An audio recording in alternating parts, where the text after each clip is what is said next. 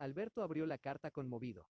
Apenas leyó los primeros renglones, lanzó un grito y cogió el periódico con manos trémulas.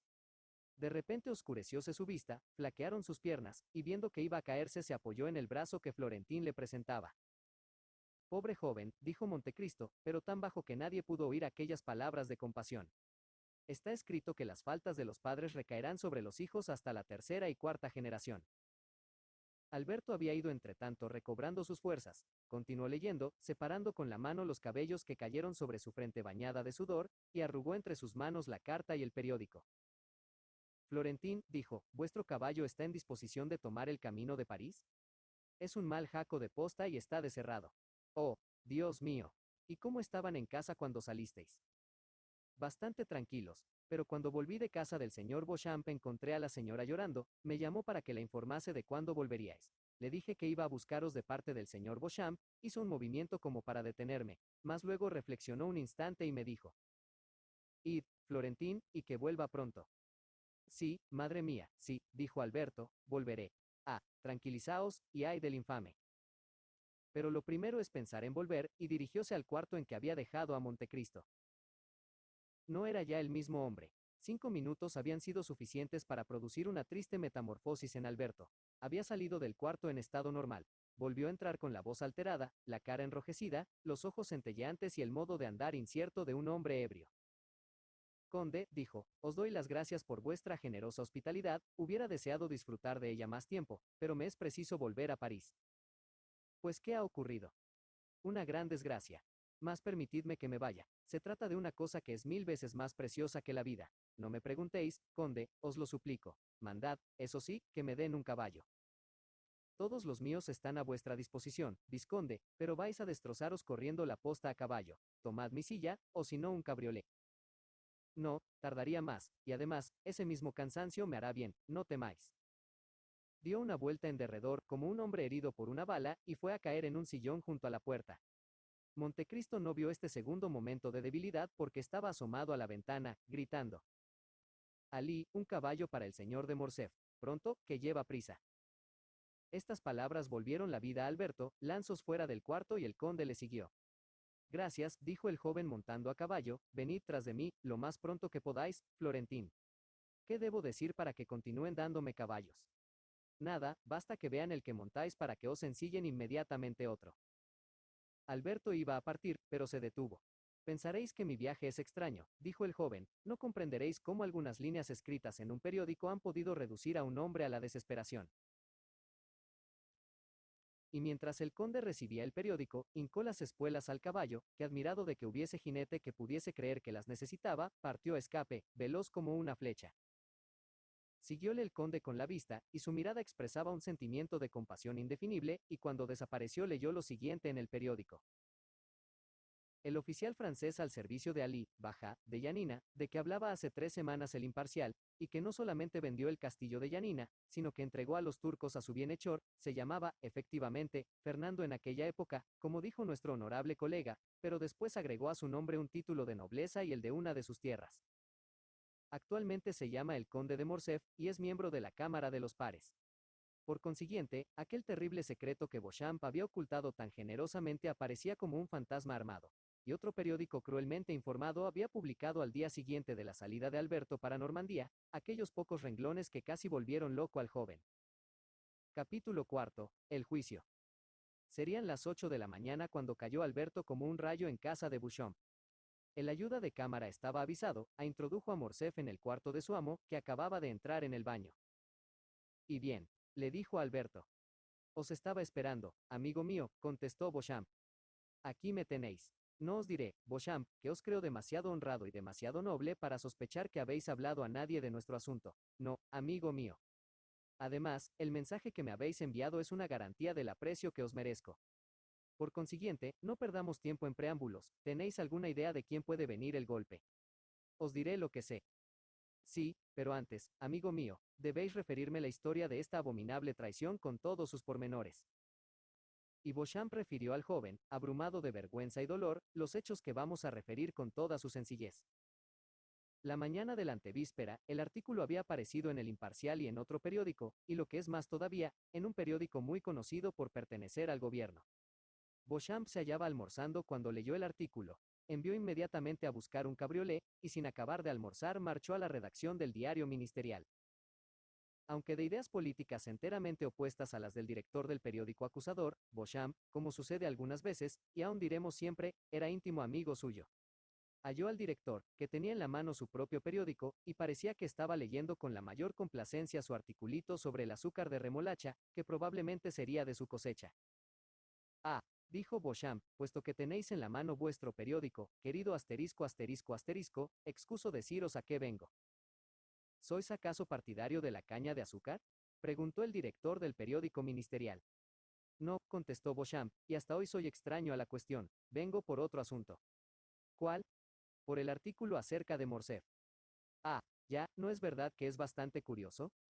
Tan curioso que creo que os exponéis a veros complicado en una causa de dudoso resultado. No, por cierto, hemos recibido con la nota todos los documentos justificativos y estamos perfectamente convencidos de que el señor de Morcerf no dará ningún paso. Por otra parte, es hacer un bien al país al denunciarle a los miserables, indignos del honor que se les hace. Beauchamp quedó desconcertado. ¿Pero quién nos ha dado tan completos pormenores? Preguntó, porque mi periódico, que fue el primero que habló del particular, tuvo que abstenerse por falta de pruebas, y sin embargo, estamos más interesados que vos en arrancar la máscara al señor Morcerf, puesto que es par de Francia, y nosotros representamos la oposición. Oh, nada más sencillo, no hemos corrido detrás del escándalo, ha venido él a buscarnos. Un hombre que acaba de llegar de Yanina nos trajo ayer todos esos documentos, y como manifestásemos algún reparo en insertar la acusación, nos dijo que si nos negábamos se publicaría el artículo en otro periódico. Nadie sabe mejor que vos cuánto vale una noticia interesante, no quisimos desperdiciarla. El golpe está bien dado, es terrible y resonará en toda Europa. Beauchamp conoció que no había más remedio que bajar la cabeza, y salió a la desesperada para enviar un correo a Morcerf. Pero lo que no había podido escribir a Alberto, porque lo que vamos a referir fue posterior a la salida del correo, es que el mismo día, en la Cámara de los Pares, se había notado una extraordinaria agitación. Los pares iban llegando antes de la hora y hablaban del siniestro acontecimiento que iba a ocupar la atención pública y a fijarla en uno de los miembros más conocidos del ilustre cuerpo. Leíase el artículo en voz baja, hacíanse comentarios, y los recuerdos que se suscitaban iban precisando cada vez más los hechos. El conde de Morcerf no era querido de sus colegas. Como todos los que han salido de la nada, para conservarse a la altura de la clase, tenía que observar un exceso de altivez. Los grandes aristócratas se reían de él, los talentos le repudiaban y las glorias puras le despreciaban instintivamente. A este fatal extremo de la víctima expiatoria había llegado el conde. Una vez designada por el dedo del Señor para el fatal sacrificio, todos se preparaban para gritar justicia. El conde de Morcerf era el único que lo ignoraba todo. No recibía el periódico que publicaba la noticia y había pasado la mañana en escribir camas y probar su caballo. Llegó, pues a la hora de costumbre, con la cabeza erguida, mirada orgullosa y andar insolente. Se apeó del coche, atravesó los pasillos y entró en la sala, sin notar las vacilaciones de los sugieres, ni la frialdad de sus colegas al saludarle. Cuando Morcerf entró hacía ya media hora que había empezado la sesión. A pesar de que el conde, ignorante, como hemos dicho, de cuanto había ocurrido, no había alterado en lo más mínimo su aire, ni sus ademanes, su presencia en esta ocasión pareció de tal suerte agresiva a esta asamblea celosa de su honor, que todos vieron en ello una inconveniencia, muchos una bravata y algunos un insulto. Era evidente que la Cámara entera deseaba entablar el debate. Se veía el periódico acusador en manos de todos los pares, pero, como siempre, nadie quería cargar con la responsabilidad del ataque. Finalmente, uno de los honorables pares, enemigo declarado del conde de Morcerf, subió a la tribuna con una solemnidad que anunció que había llegado el momento esperado. Guardóse un silencio sepulcral. Solo Morcerf ignoraba la causa de la atención profunda que se prestaba a un orador a quien no se acostumbra a oír con tanta complacencia. El conde dejó pasar tranquilamente el preámbulo, en que el orador establecía que iba a hablar de una cosa tan grave, tan sagrada y tan vital para la Cámara, que reclamaba toda la atención de sus colegas. A las primeras palabras de Yanina y del coronel Fernando, el conde de Morcerf se puso intensamente pálido, lo que causó un estremecimiento general en la asamblea, y todas las miradas se fijaron en él. Las heridas mortales tienen de particular que se ocultan, pero no se cierran, siempre dolorosas, permanecen vivas y abiertas en el corazón. Terminó la lectura del artículo en medio del mismo silencio, turbado entonces por un rumor que cesó tan pronto como el orador volvió a tomar la palabra. El orador expuso sus escrúpulos, y manifestó cuán difícil era su posición. Era el honor del señor de Morcerf, el honor de toda la Cámara lo que pretendía defender, provocando un debate en que se iba a entrar en esas cuestiones personales que siempre resultan odiosas. Concluyó pidiendo que se procediese a una investigación bastante rápida para confundir, antes de que tomase cuerpo, la calumnia, y para restablecer al señor de Morcerf en la posición en que la opinión pública le había colocado. Morcerf se hallaba tan abatido, que apenas pudo pronunciar algunas palabras ante sus colegas para justificarse. Aquella conmoción, que podía atribuirse lo mismo al asombro del inocente que a la vergüenza del culpable, le atrajo algunas simpatías. Los hombres generosos son siempre compasivos, cuando la desgracia de su adversario es mayor que su odio. El presidente puso a votación la sumaria, y ésta dio por resultado que había méritos para formarla. Preguntaron al conde cuánto tiempo necesitaba para preparar su justificación. Morcerf se había reanimado, sintiendo aún algún vigor después de aquel terrible suceso, y respondió: Señores, no es con tomarse tiempo con lo que se rechaza un ataque, como el que contra mí dirigen enemigos solapados, y que sin duda permanecerán escondidos en las sombras del incógnito. En el momento, y como un rayo, es preciso que yo responda a las inculpaciones que contra mí se han hecho. Ojalá, en lugar de semejante justificación, me fuese permitido derramar toda mi sangre, para probar a mis nobles compañeros que soy digno de sentarme a su lado. Tales palabras produjeron en el auditorio una impresión favorable para el acusado. Pido, dijo, que la sumaria información se forme lo más pronto posible, y yo exhibiré ante la Cámara los documentos necesarios. ¿Qué día señaláis para eso?, preguntó el presidente. Desde este momento estoy a la disposición de la Cámara. El presidente tocó la campanilla. La Cámara, prosiguió, quiere que esta sumaria información se efectúe hoy mismo. Sí, fue la unánime respuesta de la Asamblea. Nombróse una comisión integrada por 12 miembros para examinar los documentos que debía presentar Morcerf. Se señaló la hora en que debía celebrarse la primera sesión, y se fijó la de las 8 de la noche, en la sala de comisiones de la Cámara, y se determinó que si fuesen necesarias más sesiones, se celebrasen a la misma hora. Tomada esta resolución, Morcerf pidió permiso para retirarse. Debía coordinar los documentos que, para hacer frente a esta tempestad, había guardado durante tanto tiempo, pues su genio cauteloso y previsor la esperaba siempre. Beauchamp contó al joven cuanto acabamos de referir, solo que su relato tuvo de ventaja sobre el nuestro la animación producida en él por la amistad.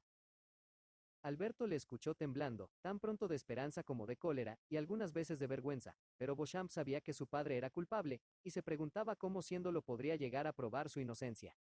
¿Y después?, preguntó Alberto. ¿Después?, dijo Beauchamp. Sí. Amigo mío, eso sí me pone en un terrible compromiso. ¿Queréis saber lo que sucedió? Es preciso. Prefiero que seáis vos el que me lo cuente, a saberlo por cualquier otro conducto. Bien, dijo Beauchamp, preparaos, Alberto. Jamás habéis tenido tanta necesidad como ahora de demostrar vuestro valor.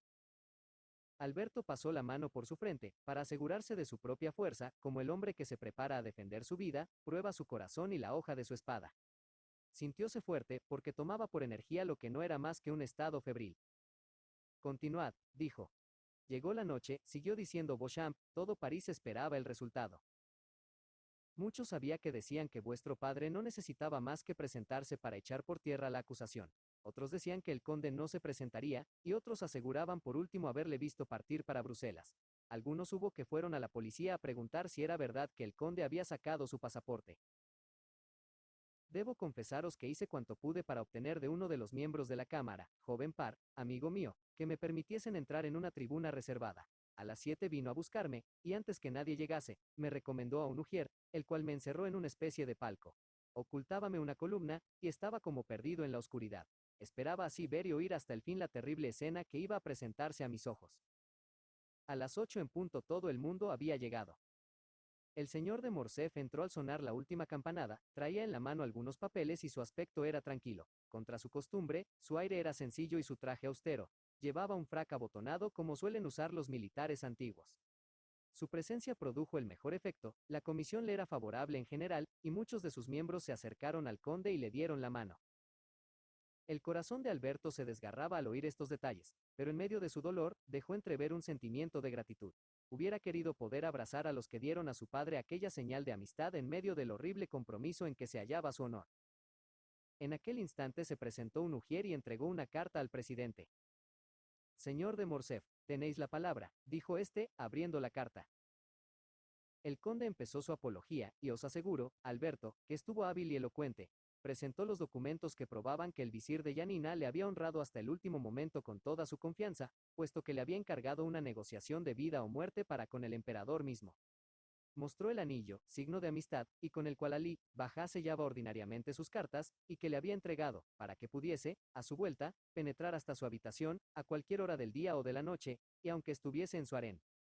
Desgraciadamente, dijo, la negociación salió mal, y cuando volvió para defender a su bienhechor, este había fallecido ya. Pero, añadió el conde al morir Ali Bajá, era tal su confianza, que me mandó entregar su favorita y su hija. Alberto tembló, porque a medida que Beauchamp hablaba, acudían a su imaginación las palabras de Haydée, y recordaba que la hermosa griega le había contado algo de aquella negociación, de aquel anillo, y del modo en que fue vendida como esclava. ¿Y qué efecto produjo el discurso del conde? Preguntó con ansiedad Alberto. Confieso que me conmovió, y lo mismo a toda la comisión, dijo Beauchamp. Mientras tanto, el presidente pasó ligeramente los ojos por una carta que acababan de traerle, mas a las primeras líneas despertóse su atención, y después de leerla y releerla, fijó los ojos en Morcerf, y dijo: Señor conde, ¿habéis dicho que el visir de Yanina os había confiado su mujer y su hija? Sí, señor, respondió Morcerf, pero la desgracia me ha perseguido en esto como en todo. A mi vuelta, Basiliki y su hija Haydée habían desaparecido. ¿Las conocíais vos? Pude verlas más de 20 veces, debido a mi intimidad con el Bajá, y la gran confianza que en mi lealtad tenía. ¿Y tenéis alguna idea de la suerte que les ha cabido después? Sí, he oído decir que habían sucumbido a su dolor, y tal vez a su miseria. Yo no era rico, mi vida corría grandes peligros y, con gran pesar mío, no pude consagrarme a buscarlas. El presidente frunció imperceptiblemente el ceño. Señores, dijo entonces, habéis oído las explicaciones del conde de Morcerf. Señor conde, para apoyar vuestra declaración, ¿podéis presentar algún testigo? Ay, no, respondió el conde, todos cuantos rodeaban al visir, y que me conocieron en su come, han muerto, o desaparecido. Únicamente yo, según creo, únicamente yo, al menos entre mis compatriotas, he sobrevivido a guerra tan cruel. No conservo más que las cartas de Ali, de Belín, y las he presentado. No me queda más que el anillo que me dio en prenda de su voluntad. Helo aquí, pero tengo la prueba más convincente que se puede suministrar contra un ataque anónimo, es decir, la ausencia de toda clase de testimonio contra mi palabra de hombre honrado, y la pureza de toda mi vida militar.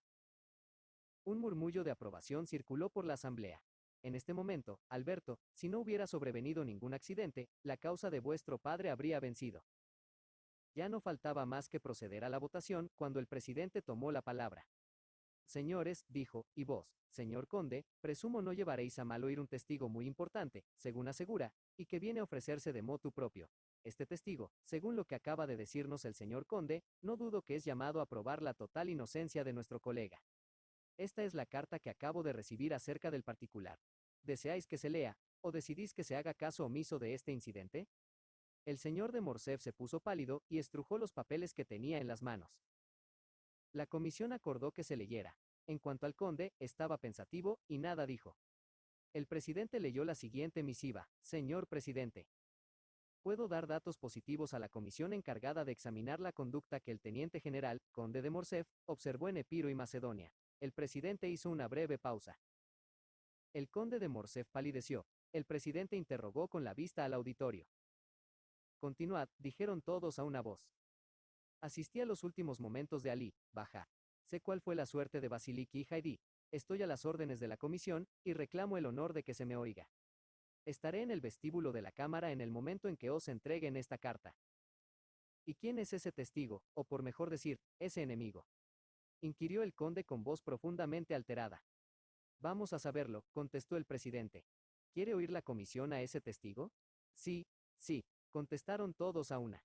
El presidente llamó a Lugier y le preguntó si había alguna persona esperando en el vestíbulo. Sí, señor presidente. ¿Quién es esa persona? Una señora con un criado. Y todos le miraron. 5 minutos después volvió a entrar el Lugier. Todas las miradas se dirigían a la puerta, y yo mismo, dijo Bouchon, participaba de la ansiedad general. Detrás de Lugier entró una mujer cubierta con un gran velo negro. Fácilmente se adivinaba, por las formas y por los perfumes que exhalaba, que era una mujer joven y elegante. Ah, dijo Morcerf, era ella. ¿Cómo, ella? Sí, Haydée. ¿Quién os lo ha dicho? Ah, lo adivino. Pero continuad, Beauchamp, continuad. Ya veis que estoy tranquilo y resignado, y sin embargo, nos vamos acercando al desenlace. El señor de Morcerf, continuó Beauchamp, contemplaba a aquella mujer con sorpresa y espanto. Para él era la vida o la muerte lo que de aquella encantadora boca iba a salir. Para los demás era una aventura tan extraña y tan llena de curiosidad, que la salvación o la pérdida del señor de Morcerf no entraba ya en tan extraordinario suceso más que como un elemento secundario. El presidente indicó a la joven con la mano que tomase asiento, y ella contestó con la cabeza que permanecería de pie. El conde estaba sentado en el sillón, y es bien seguro que no hubieran podido sostenerle las piernas. Señora, dijo el presidente, habéis escrito a la comisión para darle datos acerca del asunto de Janina, diciendo que habíais sido testigo ocular de los acontecimientos. Y lo fui efectivamente, contestó la desconocida con una voz llena de encantadora tristeza, y con aquel eco sonoro, peculiar de las voces orientales. Con todo, replicó el presidente, permitidme os diga que entonces erais muy joven. Tenía 4 años, pero como aquellos hechos eran para mí de la mayor importancia, están grabados en mi corazón todos sus pormenores. Pero ¿qué importancia tenían para vos esos acontecimientos? ¿Y quién sois vos para que esa gran desgracia os haya causado tan profunda impresión? Se trataba de la vida o de la muerte de mi padre, contestó la joven, y me llamo Haidí, hija de Ali, de Belín, baja de Yanina, y de Basiliki, su muy amada esposa. El carmín de modestia, y al mismo tiempo de orgullo, que coloreó las mejillas de la joven, el fuego de su mirada y la majestad de su presencia, produjeron en la asamblea un efecto imposible de describir. En cuanto al conde, no hubiera quedado más aterrado si un rayo hubiera abierto un abismo a sus pies. Señora, dijo el presidente, después de saludarla respetuosamente, permitidme una simple pregunta, que no es una duda, y esta pregunta será la última. ¿Podéis justificar la autenticidad de lo que decís? Puedo justificarla, contestó Haidí, sacando de debajo del velo una bolsa de raso, porque aquí está la partida de mi nacimiento, redactada por mi padre y firmada por sus oficiales superiores. Aquí está la de mi bautismo, pues mi padre consintió que fuese educada en la religión de mi madre, acta que el primado de Macedonia y Epiro autorizó con su sello. Y finalmente aquí está, y este es sin duda el documento más importante, el acta de venta que se verificó de mi persona y de la de mi madre al mercader armenio el Cobir por el oficial franco, que en el infame convenio con la Puerta, se había reservado por su parte de botín a la hija y a la mujer de su bienhechor, a quienes vendió por la cantidad de 1000 bolsas, es decir, por unos 400.000 francos. Una intensa palidez cubrió las mejillas del conde, y sus ojos se inyectaron de sangre al oír esas terribles imputaciones que fueron acogidas por la asamblea con lúgubre silencio. Haidí, sin perder su aparente calma, alargó el acta de venta, redactada en lengua árabe. Como se había creído que algunos de los documentos aducidos estarían redactados en árabe o turco, se había avisado al intérprete de la cámara, se le llamó. Uno de los nobles pares, a quien era familiar la lengua árabe, que había tenido oportunidad de aprender durante la campaña de Egipto, iba siguiendo con la vista en el acta la lectura que el traductor dio en alta voz. Yo, el Cobir, mercader de esclavas y abastecedor del harén de su Alteza, reconozco haber recibido para entregarla al sublime emperador, del señor conde de Montecristo, una esmeralda, valuada en 2000 bolsas, a cambio de una esclava cristiana, de 11 años de edad, llamada Haidí, a hija del difunto señor Ali, de Belín, baja de Yanina, y de Basiliki, su favorita, la cual me había sido vendida hace 7 años junto con su madre, que murió al llegar a Constantinopla, por un coronel, al servicio del visir Ali, de Belín, llamado Fernando Mondego. La susodicha venta se me hizo por cuenta de su Alteza, mediante la cantidad de 2000 bolsas. Firmado en Constantinopla, con autorización de su Alteza, el año de 1247 de la Égira. Firmado. El Cobir. Para que esta acta tenga la necesaria fe, crédito y autenticidad, será revestida con el sello imperial, de lo cual se encarga el vendedor. Al lado de la firma del vendedor se veía efectivamente el sello de la sublime Puerta. Un profundo silencio siguió a esta lectura. El conde no hacía más que mirar a Haidí, y sus miradas parecían de fuego. Señora, dijo el presidente, no se puede interrogar al conde de Montecristo, que, según tengo entendido, se halla en París a vuestro lado. El conde de Montecristo, mi segundo padre, contestó Haidí, hace 3 días se marchó a Normandía. Pues entonces, dijo el presidente, quien os ha aconsejado el paso que acabáis de dar, paso que la comisión agradece, y que además es muy natural si se tiene en cuenta vuestro nacimiento y vuestras desgracias. Este paso, contestó Haidí, lo han aconsejado mi respeto y mi dolor. A pesar de ser cristiana, Dios me perdone, siempre he pensado en vengar a mi ilustre padre. Cuando puse el pie en Francia, y supe que el traidor vivía en París, mis ojos y mis oídos estuvieron constantemente abiertos. Vivo retirada en la casa de mi noble protector, pero vivo así porque me gusta la soledad y el silencio que me permiten entregarme enteramente a mis pensamientos. Pero el señor conde de Montecristo me rodea de atenciones paternales, y no desconozco nada de cuanto constituye la vida de la sociedad. Leo, pues, todos los periódicos, de la misma manera que me envían todos los álbumes, del mismo modo que recibo todas las melodías, y siguiendo la vida de los demás, sin acostumbrarme a ella, es como he sabido lo que había sucedido esta mañana en la Cámara de los Pares, y lo que debía ocurrir esta noche. Entonces he escrito la carta que os han entregado. Según eso, dijo el presidente, el conde de Montecristo no tiene la menor parte en el paso que acabáis de dar. Lo ignora totalmente, y temo que lo desapruebe cuando lo sepa. Sin embargo, es para mí un hermoso día este en que encuentro ocasión de vengar a mi padre, dijo la joven levantando al cielo una ardiente mirada. Durante este tiempo el conde no había pronunciado una sola palabra. Sus colegas le miraban, y sin duda se compadecían de esa fortuna destruida bajo el perfumado aliento de una mujer. Su desgracia se escribía con caracteres siniestros en su rostro. Conde de Morcerf, dijo el presidente, reconocéis a la señora por la hija de Alí, Tebelín, Bajá de Yanina. No, dijo Morcerf, haciendo un esfuerzo para levantarse, es una trama urdida por mis enemigos. Heidi, que estaba mirando a la puerta, como si esperase a alguna persona, se volvió bruscamente, y viendo al conde en pie profirió un terrible grito. No me reconoces, dijo, pues yo sí lo reconozco afortunadamente. Tú eres Fernando Mondego, el oficial que instruía las tropas de mi noble padre. Tú eres quien entregó los castillos de Yanina. Tú eres quien, enviado por él a Constantinopla para tratar directamente con el emperador de la vida o muerte de tu bienhechor, trajiste un firmán falso que concedía perdón. Tú eres quien con este truán llegaste a obtener el anillo del Bajá que debía hacerte obedecer por Selim, el guarda del fuego. Tú asesinaste a Selim. Tú, quien nos vendiste a mi madre y a mí al mercader el Kobir. Asesino, asesino, asesino, todavía tienes en la frente sangre de lo amo, miradlo. Tal fuerza había en aquellas palabras, y fueron pronunciadas con un acento de verdad tal, que los ojos de todos se fijaron en la frente del conde, y él mismo llevó la mano a ella, como si hubiese sentido caliente aún la sangre de Alí. ¿Identificáis, pues, positivamente al señor de Morcerf como el mismo oficial Fernando Mondego? Sí, es el mismo. Dijo Heidi. Oh, madre mía. Tú me dijiste. Eras libre, tenías un padre a quien amabas, estabas destinada a ser casi una reina. Mira bien ese hombre. Él es quien lo ha hecho esclava, quien clavó en una pica la cabeza de lo padre, quien nos vendió y nos entregó traidoramente. Mira bien su mano derecha, en ella tiene una gran cicatriz. Si olvidas sus facciones, le reconocerás por esa señal, por esa mano, en la que cayeron una a una las monedas de oro del mercader el Kobir. Sí, le conozco. Oh, que diga él mismo si me conoce. Cada palabra hacía perder al señor Morcerf parte de su energía. A las últimas palabras ocultó vivamente y sin reflexionar la mano mutilada por una herida, metiéndola en el pecho por entre los botones del frac que tenía abiertos. Cayó en su sillón, abrumado bajo el peso de la desesperación. Esta escena había conmovido a la asamblea, oíase un murmullo igual al de las hojas de los árboles, movidas por el viento. Señor conde de Morcerf, dijo el presidente, no os dejéis abatir. Responded, la justicia de la corte es suprema e igual para todos, como la de Dios. Ella no permitirá que os confundan vuestros enemigos, sin daros todos los medios para combatirlos. ¿Queréis una nueva información? ¿Queréis que mande que vayan a Yanina dos miembros de la Cámara? Hablad.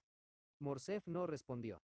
Los miembros de la comisión se miraron unos a otros, aterrados. Conocían el carácter enérgico y violento del conde, y era necesario fuese mucha su postración para aniquilar las fuerzas de aquel hombre. Era necesario que aquel silencio, que parecía un sueño, fuese al despertar una cosa que semejase al rayo. «Y bien, ¿qué decís?», preguntóle el presidente. «Nada», dijo el conde con voz ronca. «La hija de Alí, Tebelín», dijo el presidente, «ha declarado realmente la verdad. ¿Es el testigo terrible al cual jamás se atreve a responder el culpable? ¿No? ¿Habéis hecho las cosas de que os acusa?». El conde echó en torno una mirada cuya expresión desesperada hubiera conmovido a los tigres, pero no podía desarmar a los jueces, levantó enseguida los ojos a la bóveda, pero los bajó temiendo que aquella se abriese y dejase ver aquel otro tribunal que se llama el cielo, y aquel otro juez que se llama Dios. Desabrochóse bruscamente el frac que le ahogaba y salió de la sala como un demente. Durante un momento se oyeron sus pasos bajo la bóveda sonora, y enseguida el ruido del coche que se alejaba a galope del palacio florentino. «Señores», dijo el presidente cuando se restableció el silencio, «el conde de Morcerf está acusado de felonía, traición e indignidad». «Sí», respondieron aún a todos los miembros de la comisión. Heidi había asistido hasta el fin de la sesión. Oyó pronunciar la sentencia del conde sin que sus facciones expresasen alegría ni piedad. Echándose entonces su velo, saludó majestuosamente a la asamblea, y salió con aquel paso con que Virgilio veía marchar a las diosas. Entonces, continuó diciendo Beauchamp, me aproveché del silencio y de la oscuridad de la sala para salir sin ser visto. El ujier que me había introducido me esperaba a la puerta. Me llevó a través de los corredores hasta una salida secreta que da a la calle de Vaugirard. Salí con el alma entristecida y gozosa a la vez. Entristecida por vos, mi querido Alberto, gozosa al ver la nobleza de aquella joven persiguiendo, hasta lograr vengarse, al enemigo de su padre. Os juro, Alberto, que venga de donde se quiera esta revelación, no puede ser sino de un enemigo, pero este no es más que un agente de la providencia. Alberto tenía la cara oculta entre sus manos. Levantó la cabeza mostrando su rostro sonrojado y bañado de lágrimas, y cogiendo del brazo a Beauchamp le dijo: Amigo, mi vida ha concluido. Únicamente me falta no decir como vos que la providencia me ha herido, sino buscar al hombre que me persigue con su enemistad. Cuando le encuentre le mataré o me matará. Confío en vuestra amistad, Beauchamp, si ya no es que el desprecio la haya sustituido en vuestro corazón. El desprecio no, amigo mío, ¿qué parte tenéis vos en esta desgracia? Afortunadamente vivimos en un tiempo en que se tienen conocimientos superiores a los antiguos, y en que no se hace a los hijos responsables de las faltas de los padres. Examinad toda vuestra vida, Alberto. Data de ayer, es cierto, pero jamás aurora de más hermoso día fue más pura. No, Alberto. Creedme, sois joven y rico, salid de Francia. Todo se olvida pronto en esta gran Babilonia, donde la vida es tan agitada y los gustos cambian con tanta facilidad. Dentro de 3 o 4 años regresaréis casado con alguna princesa rusa, y nadie pensará en lo que pasó ayer, y con mucha menos razón en lo que sucedió hace 16 años. Gracias, mi querido Beauchamp, gracias por la excelente intención que dictan vuestras palabras, pero eso no puede ser. Os he hecho conocer mi deseo, mi voluntad. Bien conocéis que siendo interesado en este asunto no puedo verlo como vos. Lo que os parece que trae su origen del cielo, lo creo yo de un origen menos puro. No pienso que la providencia tenga nada que ver en todo esto, afortunadamente para mí, porque en lugar del mensajero invisible e incorpóreo, encontré un ente palpable y visible, del que me vengaré. Oh, sí, me vengaré de cuanto sufro de un mes a esta parte. Ahora os lo repito. Si sois mi amigo, como vos decís, ayudadme a buscar la mano de donde ha partido este golpe. Sea, dijo Beauchamp, si queréis que baje a la tierra de nuevo, bajaré. Si queréis buscar a un enemigo, lo buscaré con vos, y lo hallaré, porque tengo tanto interés en ello como vos, porque mi honor exige también que lo jalemos. Pues bien, Beauchamp, ya veis que no debemos perder tiempo. Empecemos nuestras indagaciones. El delator no ha sido aún castigado, y esperará probablemente quedar impune, y por mi honor, si así lo cree, se engaña. Entonces, escuchadme, Morcerf. Ah, Beauchamp, veo que sabéis algo, y ello me da la vida. No os diré que sea la realidad, pero al menos es una luz en medio de tantas tinieblas, y siguiéndola llegaremos hasta el fin. Hablad, ya veis mi impaciencia. Voy a contaros lo que os oculté a mi vuelta de Yanina. Hablad, entonces. He aquí lo que pasó, Alberto. Fui naturalmente a casa del primer banquero de la ciudad para tomar informes. Apenas pronuncié las primeras palabras, y aún antes de nombrar a vuestro padre. Ah, me dijo, adivino lo que os ha traído aquí. ¿Cómo y por qué? Porque hace apenas 15 días que he sido interrogado sobre el mismo punto. ¿Por quién? Por un banquero de París, mi corresponsal. ¿Y se llama? Señor Danglars. Él, exclamó Alberto, en efecto, él es quien hace mucho tiempo persigue con su odio a mi pobre padre. Él, el hombre que pretende ser popular y que no perdona al conde de Morcerf el haber llegado a ser par de Francia, y... Sí, el haber dado al traste con la boda sin decir por qué, sí, sí, él es. Informaos, Alberto, pero no os dejéis arrebatar por la cólera antes de tiempo. Informaos, digo, y si es cierto. Oh, sí, es cierto, me pagará cuanto he sufrido. Tened presente, Morcerf, que es un anciano. Respetaré su edad como él ha respetado el honor de mi familia. Si a quien quería perder era mi padre, ¿por qué no le buscó? Oh, no, él ha tenido miedo de verse cara a cara con un hombre. No os diré que no, Alberto, lo que exijo es que os contengáis y obréis con prudencia. Descuidad, además me acompañaréis, Beauchamp. Las cosas interesantes y solemnes deben tratarse ante testigos. Antes que pase el día si el señor Danglars es culpable, habrá dejado de existir o yo habré muerto. Por vida de Dios, Beauchamp, quiero hacer magníficos funerales a mi honor. Alberto, cuando se toman semejantes resoluciones es preciso ponerlas en práctica enseguida. ¿Queréis ir a casa del señor Danglars? Pues salgamos. Enviaron a buscar un coche de alquiler, y al entrar en casa del banquero vieron allí el faetón y el criado del señor Cavalcanti a la puerta. Ah, ah, dijo con voz sombría Alberto, esto va bien. Si el señor Danglars no quiere batirse, mataré a su yerno. Este sí se batirá. Un Cavalcanti. Anunciaron el joven al banquero, que al nombre de Alberto, y sabiendo lo que había ocurrido el día antes, prohibió que le dejasen entrar, pero era ya tarde. Alberto había seguido al lacayo, oyó la orden, forzó la puerta y penetró, seguido de Beauchamp, en el despacho del banquero. Pero, caballero, le dijo este, ¿no es uno dueño ya de recibir o no en su casa a las personas que quiere? Me parece que os conducís de un modo muy extraño. No, señor, dijo fríamente Alberto, hay circunstancias, y os halláis en una de ellas, en que, salvo ser un cobarde, os ofrezco ese refugio, es preciso estar visible, al menos para ciertas personas. ¿Qué queréis de mí?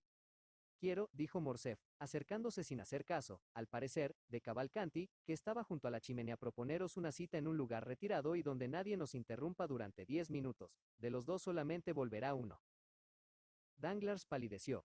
Cavalcanti hizo un movimiento y Alberto se volvió súbitamente. Oh, Dios mío, dijo, acercaos. Venid si gustáis, señor conde, tenéis derecho para hacer de la partida. Yo doy esta clase de citas a cuantos quieren aceptarlas. Cavalcanti miró estupefacto a Danglars, el cual, haciendo un esfuerzo, se levantó y vino a colocarse entre los dos jóvenes. El ataque de Alberto Andrés le hizo creer que su visita tenía otra causa distinta de la que creyó en un principio. Ah, si venís a buscar querellas con el señor, porque le he preferido a vos, os prevengo que haré un asunto grave de este insulto, y daré parte al procurador del rey.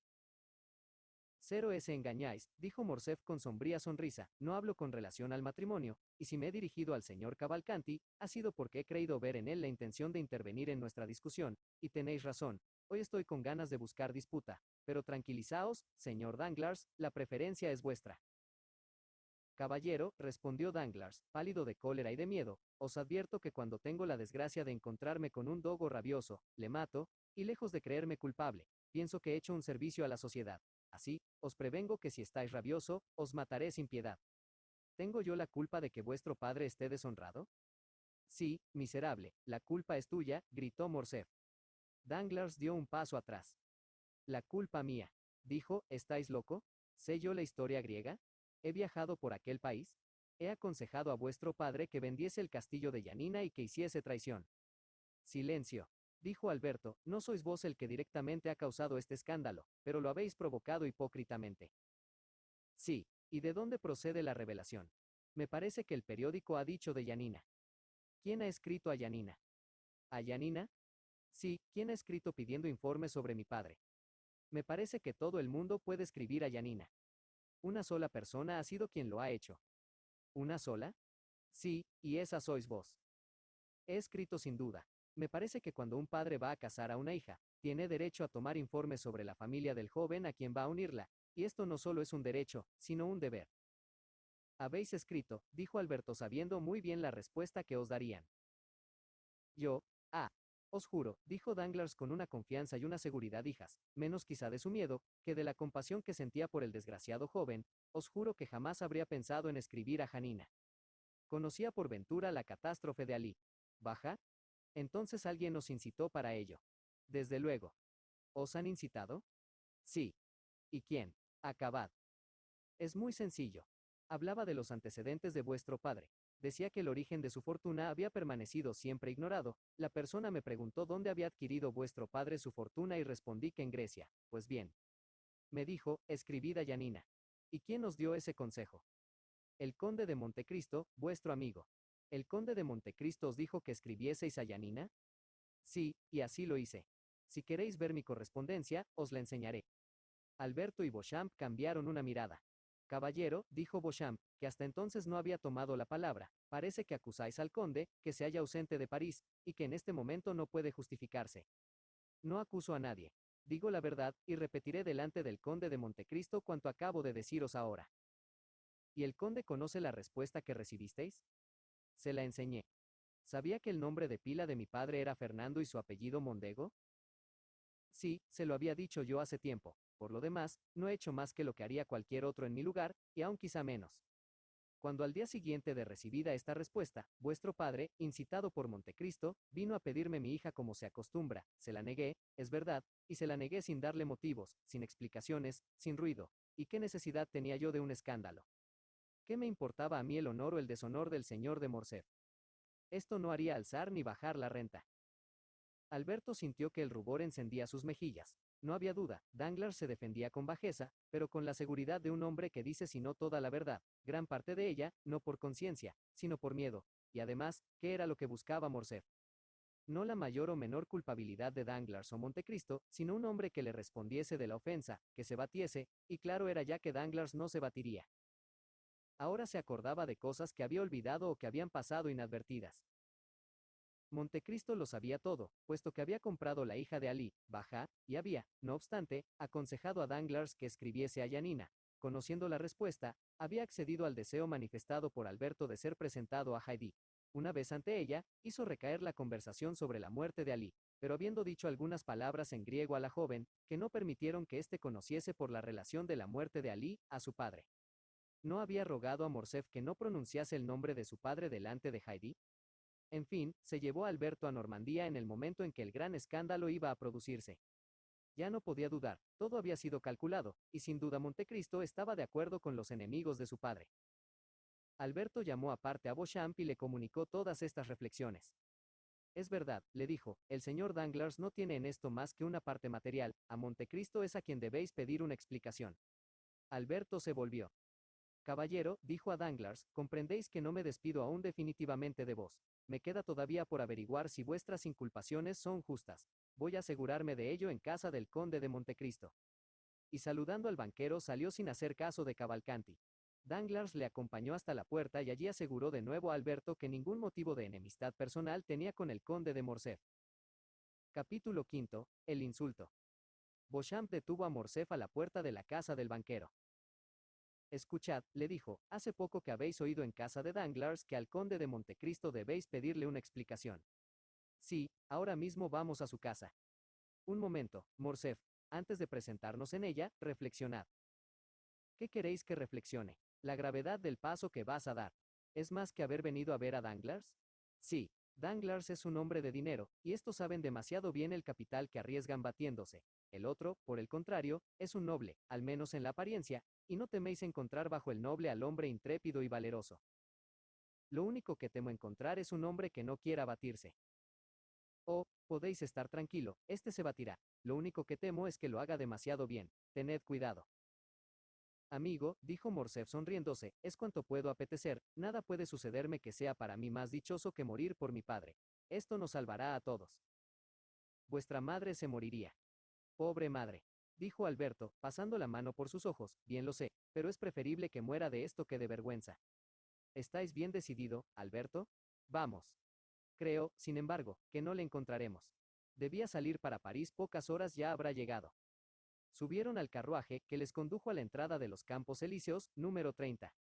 Beauchamp quería bajar solo, pero Alberto le hizo observar que, saliendo este asunto de las reglas ordinarias, le era permitido separarse de las reglas de etiqueta del duelo.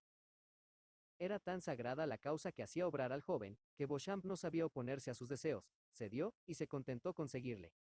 De un salto plantóse Alberto del cuarto del portero a la escalera, abrióle Bautista. El conde acababa de llegar, estaba en el baño, y había dicho que no recibiese a nadie. ¿Y después del baño? Preguntó Morcerf. El señor conde comerá, y después de comer, dormirá por espacio de 1 hora. Y a continuación, irá a la ópera. ¿Estáis seguro? Sí, señor. Ha mandado que el carruaje esté listo a las 8 en punto. Muy bien, dijo Alberto, es cuanto deseaba saber. Y volviéndose enseguida a Beauchamp. Si tenéis algo que hacer, querido mío, despachad vuestras diligencias enseguida. Si tenéis alguna cita para esta noche, aplazadla hasta mañana. Cuento con que me acompañaréis esta noche a la ópera, y que si podéis haréis que venga con vos Chateau Renaud. Beauchamp aprovechó el permiso, y se despidió de Alberto, ofreciéndole que iría a buscarle a las 8 menos cuarto. Alberto volvió a su casa, y avisó a Franz y a Debray que deseaba verles por la noche en la ópera. Fue enseguida a ver a su madre, que desde el acontecimiento del día anterior no salía de su cuarto ni permitía entrar a nadie. Hallóla en cama, abismada por el dolor de aquella pública humillación. La vista de Alberto produjo en Mercedes el efecto que debía esperarse. Apretó la mano de su hijo, y prorrumpió en copioso llanto. Las lágrimas la aliviaron. Alberto permaneció un momento en pie y sin proferir una palabra junto a la cama de su madre. Veíase en su pálida cara y sus fruncidas cejas que el deseo de venganza se arraigaba cada vez más en su corazón. Madre mía, dijo Alberto, ¿conocéis algún enemigo del señor Morcerf? Mercedes se estremeció al notar que el joven no había dicho, mi padre. Hijo mío, le dijo, las personas de la posición del conde tienen muchos enemigos a quienes no conocen, y estos, como sabéis, son los más temibles. Lo sé, y por eso recurro a vuestra perspicacia. Sois, madre mía, una mujer tan superior, que nada se os oculta. ¿Por qué me decís eso? Supongo que observasteis que la noche del baile, el señor de Montecristo no se permitió tomar nada en casa. Mercedes, incorporándose sobre el brazo, y con ardiente fiebre, le dijo. El señor de Montecristo. ¿Y qué tiene que ver eso con la pregunta que me hacéis? Sabéis, madre mía, que Montecristo es casi un oriental, y los orientales, para conservar toda su libertad en su venganza, no comen ni beben jamás en casa de sus enemigos. ¿El señor de Montecristo nuestro enemigo, decís, Alberto? Respondió Mercedes poniéndose pálida como una muerta. ¿Quién os lo ha dicho? ¿Y por qué? ¿Estáis loco, Alberto? Montecristo nos ha manifestado siempre la mayor amistad, os ha salvado la vida, y vos mismo nos lo presentasteis. Oh, hijo mío, si tenéis semejante idea, desechadla, y si puedo recomendaros, o mejor diré rogaros, una cosa, es que estéis bien con él. Madre mía, ¿tenéis sin duda algún motivo personal para recomendarme tanto a ese hombre? Yo, replicó Mercedes poniéndose colorada con la misma rapidez con que antes había palidecido, y volviendo de nuevo a su palidez. Sí, sin duda, y esa razón no es, dijo Albertola, de que ese hombre no puede hacernos mal. Me habláis de un modo extraño, Alberto, y me hacéis singulares prevenciones. ¿Qué os ha hecho el conde? Hace 3 días que estabais con él en Normandía, y le mirabais como a vuestro mejor amigo. Una sonrisa irónica se asomó a los labios de Alberto. Mercedes la vio, y con el instinto de mujer y de madre lo adivinó todo, pero prudente y valerosa, ocultó su turbación y su miedo. Alberto permaneció silencioso, y la condesa al poco rato reanudó la conversación. ¿Veníais a preguntarme cómo estaba? Os responderé francamente, hijo mío, que no me siento bien. Debéis quedaros aquí, Alberto. ¿Me acompañaréis? Necesito no estar sola. Con mucho gusto, madre mía. Sabéis que es mi mayor dicha, pero un asunto urgente e importante me impide haceros compañía esta noche. Ah, muy bien, Alberto, no quiero que seáis esclavo de vuestra piedad filial. Alberto hizo como que no oía, saludó a su madre y salió. Apenas hubo cerrado la puerta, cuando Mercedes mandó llamar a un criado de confianza, le ordenó que siguiese a Alberto a todas partes y viniese a darle cuenta de todo. Enseguida, entró su doncella, y aunque muy débil, se vistió para estar pronta a lo que pudiera presentarse. La comisión dada al lacayo no era difícil de ejecutar. Alberto entró en su cuarto y se vistió con suma elegancia. A las 8 menos 10 minutos llegó Beauchamp. Había visto a Chateau, Renaud, el que le había ofrecido encontrarse en la orquesta al levantarse el telón. Ambos subieron en el coche de Alberto, que no teniendo motivo para ocultar a dónde iba, dijo: a la ópera. Tal era su impaciencia que llegó mucho antes de que se alzara el telón. Chateau, Renaud se hallaba sentado en su butaca, prevenido de todo por Beauchamp, y así Alberto no tuvo necesidad de decirle nada. La conducta de este hijo, que procuraba vengar a su padre, era tan natural, que Chateau, Renaud no pensó en disuadirle, y se contentó con renovarle la promesa de que estaba a su disposición. Debray no había llegado aún, pero Alberto sabía que rara vez faltaba a la ópera. Se paseó de un lado a otro hasta que se levantó el telón. Esperaba encontrar a Montecristo en los corredores o en la escalera. Empezó la ópera y fue a ocupar su asiento entre Chateau, Renaud y Beauchamp. Pero su vista no se apartaba de aquel palco entre columnas que durante todo el primer acto permaneció cerrado. Finalmente, al mirar Alberto su reloj por 100ª vez, al principio del segundo acto, la puerta se abrió, y Montecristo, vestido de negro, entró y se apoyó sobre la baranda para mirar a la sala. Morrel le seguía, buscando con la vista a su hermana y a su cuñado. Divísols en un palco segundo, y le saludó. Al mirar el conde a la sala, vio sin duda un rostro pálido y dos ojos centelleantes que ávidamente le buscaban.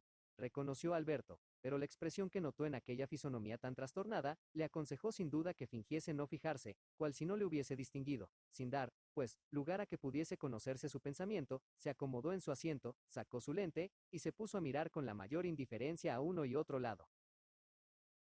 Pero aunque aparentaba no hacer caso de Alberto, no le perdía de vista, y al caer el telón, concluido el segundo acto, su mirada infalible siguió al joven, que salía acompañado de sus dos amigos. Al poco tiempo vio aparecer aquella misma cabeza por entre los cristales de un palco frente al suyo. Comprendió que la tempestad se avecinaba, y aun cuando hablaba a Morrel con un semblante el más risueño, se había preparado a todo antes que oyese a la llave dar vuelta en la cerradura de su pom.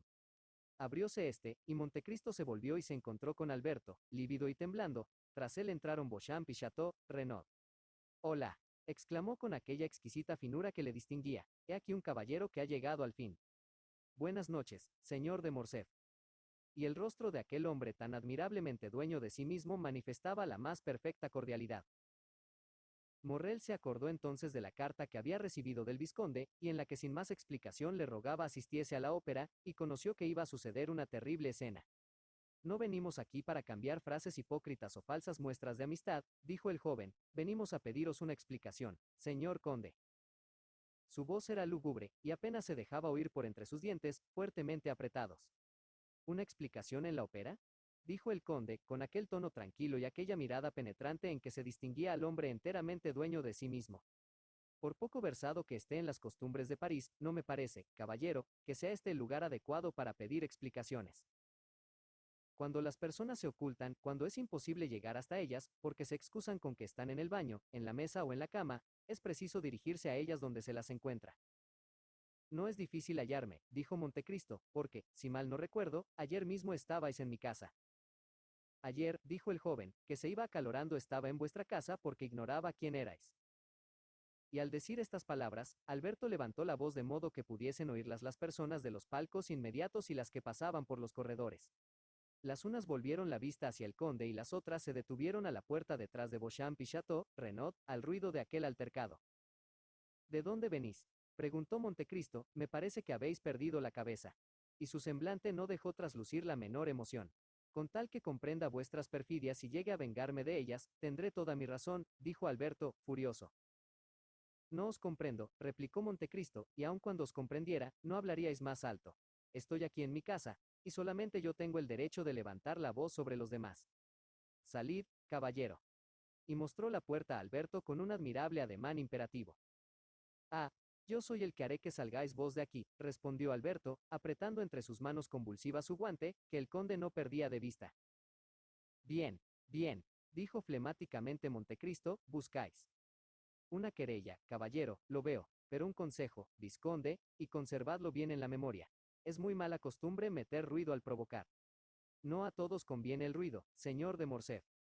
Al oír aquel nombre, un murmullo sordo se dejó oír entre los asistentes extraños a esta escena. Todos hablaban de Morcerf desde la víspera. Alberto, mejor que todos, y el primero, comprendió la alusión e hizo la demostración como de ir a tirar el guante al rostro del conde, pero Morrel le sujetó por la muñeca, mientras Beauchamp y Chateau, Renaud le detenían por detrás, temiendo que la escena rebasara los límites de una provocación. Montecristo, sin levantarse, inclinando su silla solamente, alargó la mano, y cogiendo el guante húmedo y arrugado que el joven tenía en las suyas, le dijo con terrible acento: «Caballero, tengo por arrojado vuestro guante, y os lo enviaré envuelto con una bala. Ahora ya, salid de aquí o llamo a mis criados y os hago poner en la puerta». Ebrio, trastornado e inyectándosele los ojos en sangre, Alberto dio 2 pasos atrás. Morrel aprovechó el momento para cerrar la puerta. Montecristo volvió a tomar su lente, y se puso a mirar de un lado a otro, como si nada de particular hubiese sucedido. «¿Qué le habéis hecho?», dijo Morrel. «Yo, nada, personalmente al menos. Sin embargo, esta extraña escena debe tener una causa. La aventura del conde de Morcerf exaspera al desgraciado joven. ¿Tenéis alguna parte en ella? Haydée es la que ha instruido a la Cámara de los Pares de la traición de su padre. Me habían dicho, efectivamente, aunque no quise creerlo, que la esclava griega que he visto con vos en este mismo palco es la hija de Alí, Bajá, pero repito que no quise creerlo. Pues es verdad. Ay, Dios mío, ahora lo comprendo todo, y esta escena ha sido premeditada». «¿Cómo es eso?». «Alberto me escribió que no dejase de venir esta noche a la ópera, y fue sin duda para que presenciase el insulto de que quería haceros objeto». «Probablemente», dijo Montecristo con su imperturbable tranquilidad. «¿Y qué haréis con él?». «¿Con quién?». «Con Alberto». «¿Con Alberto? ¿Qué es lo que yo haré, Maximiliano?», respondió el conde en el mismo tono. «Tan cierto como estáis aquí y aprieto vuestra mano, le mataré mañana antes de las 10. He aquí lo que haré». Morrel estrechó la mano de Montecristo entre las suyas, y tembló al sentir aquella mano frfa y aquella pulsación tranquila. Admirado, soltó la mano de Montecristo. «Conde, conde», dijo. «Querido Maximiliano», interrumpióle Montecristo, «escuchad que bien canta Duprés esta frase. Oh, Matilde, ídolo de mi alma, podéis creerme. Yo he sido el primero que adivinó el gran mérito de Duprés en Nápoles, y el primero que le aplaudió. Morrel conoció que era inútil hablar más y aguardó. Concluyó el acto, cayó el telón, y al poco rato llamaron a la puerta. Entrad, respondió Montecristo, sin que su voz mostrase alteraz y 6n. Presentóse Beauchamp. Buenas noches, señor Beauchamp, dijo Montecristo como si viese al periodista por primera vez en aquella noche, sentaos. Beauchamp saludó y se sentó. Caballero, dijo a Montecristo, acompañaba un momento a, como pudisteis ver, al señor de Morcerf. Lo cual significa que vendríais de comer juntos, respondió Montecristo riéndose, me alegro de ver que habéis sido más sobrio que él.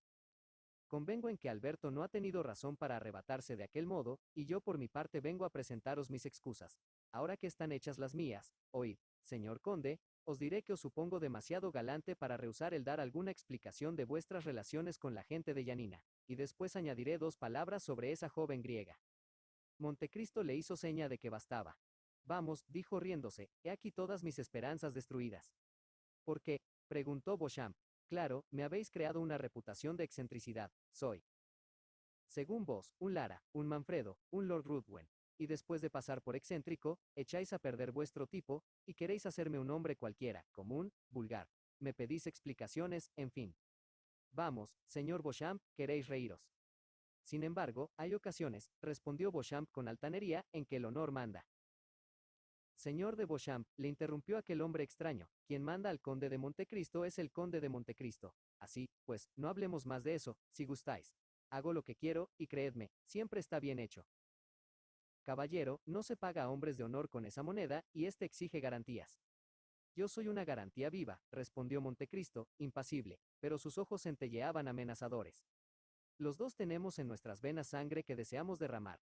He aquí nuestra mutua garantía. Llevad esta respuesta al vizconde, y decidle que mañana antes de las 10 habré visto correr la suya. Solo me resta, pues, dijo Beauchamp, fijar las condiciones del combate. Me son del todo indiferentes, dijo el conde, y era inútil venir a distraerme durante el espectáculo por tan poca cosa. En Francia se baten con espada o pistola, en las colonias con carabina y en Arabia con puñal. Decida vuestro ahijado que aunque insultado, para ser excéntrico hasta el fin, le dejo el derecho de escoger las armas, y que aceptaré cualquiera sin distinción, cualquiera, entendéis bien, todo, todo, hasta el combate por suerte, que es lo más estúpido, pero yo estoy seguro de una cosa, y es que ganaré. ¿Está seguro de ganar?, dijo Beauchamp, mirando espantado al conde. Ciertamente, dijo Montecristo, alzando ligeramente los hombros, sin eso no me batiría con el señor de Morcerf. Le mataré, es preciso, y sucederá. Os suplico tan solo que me enviéis esta noche 2 líneas, indicándome las armas y la hora, pues no me gusta que me esperen. La pistola. A las 8 de la mañana en el bosque de Bolonia, dijo Beauchamp sin saber si tenía que habérselas con un fanfarrón charlatán o con un ser sobrenatural. Bien, dijo Montecristo, ahora que todo está arreglado, dejadme oír la ópera, y decid a vuestro amigo Alberto que no vuelva por aquí esta noche con sus brutalidades de mal género, que se retire a su casa y se acueste. Beauchamp se retiró admirado. Ahora cuento con vos, ¿no es cierto?, dijo Montecristo volviéndose hacia Morrel. Ciertamente, y podéis disponer de mí, conde, sin embargo. ¿Qué? Sería importante conocer la verdadera causa. Luego, ¿rehusáis? No. La verdadera causa, Morrel, dijo el conde, ese joven marcha a ciegas y no la conoce él mismo. La verdadera causa la sabemos Dios y yo, pero os doy mi palabra de honor que Dios que la conoce estará por nosotros.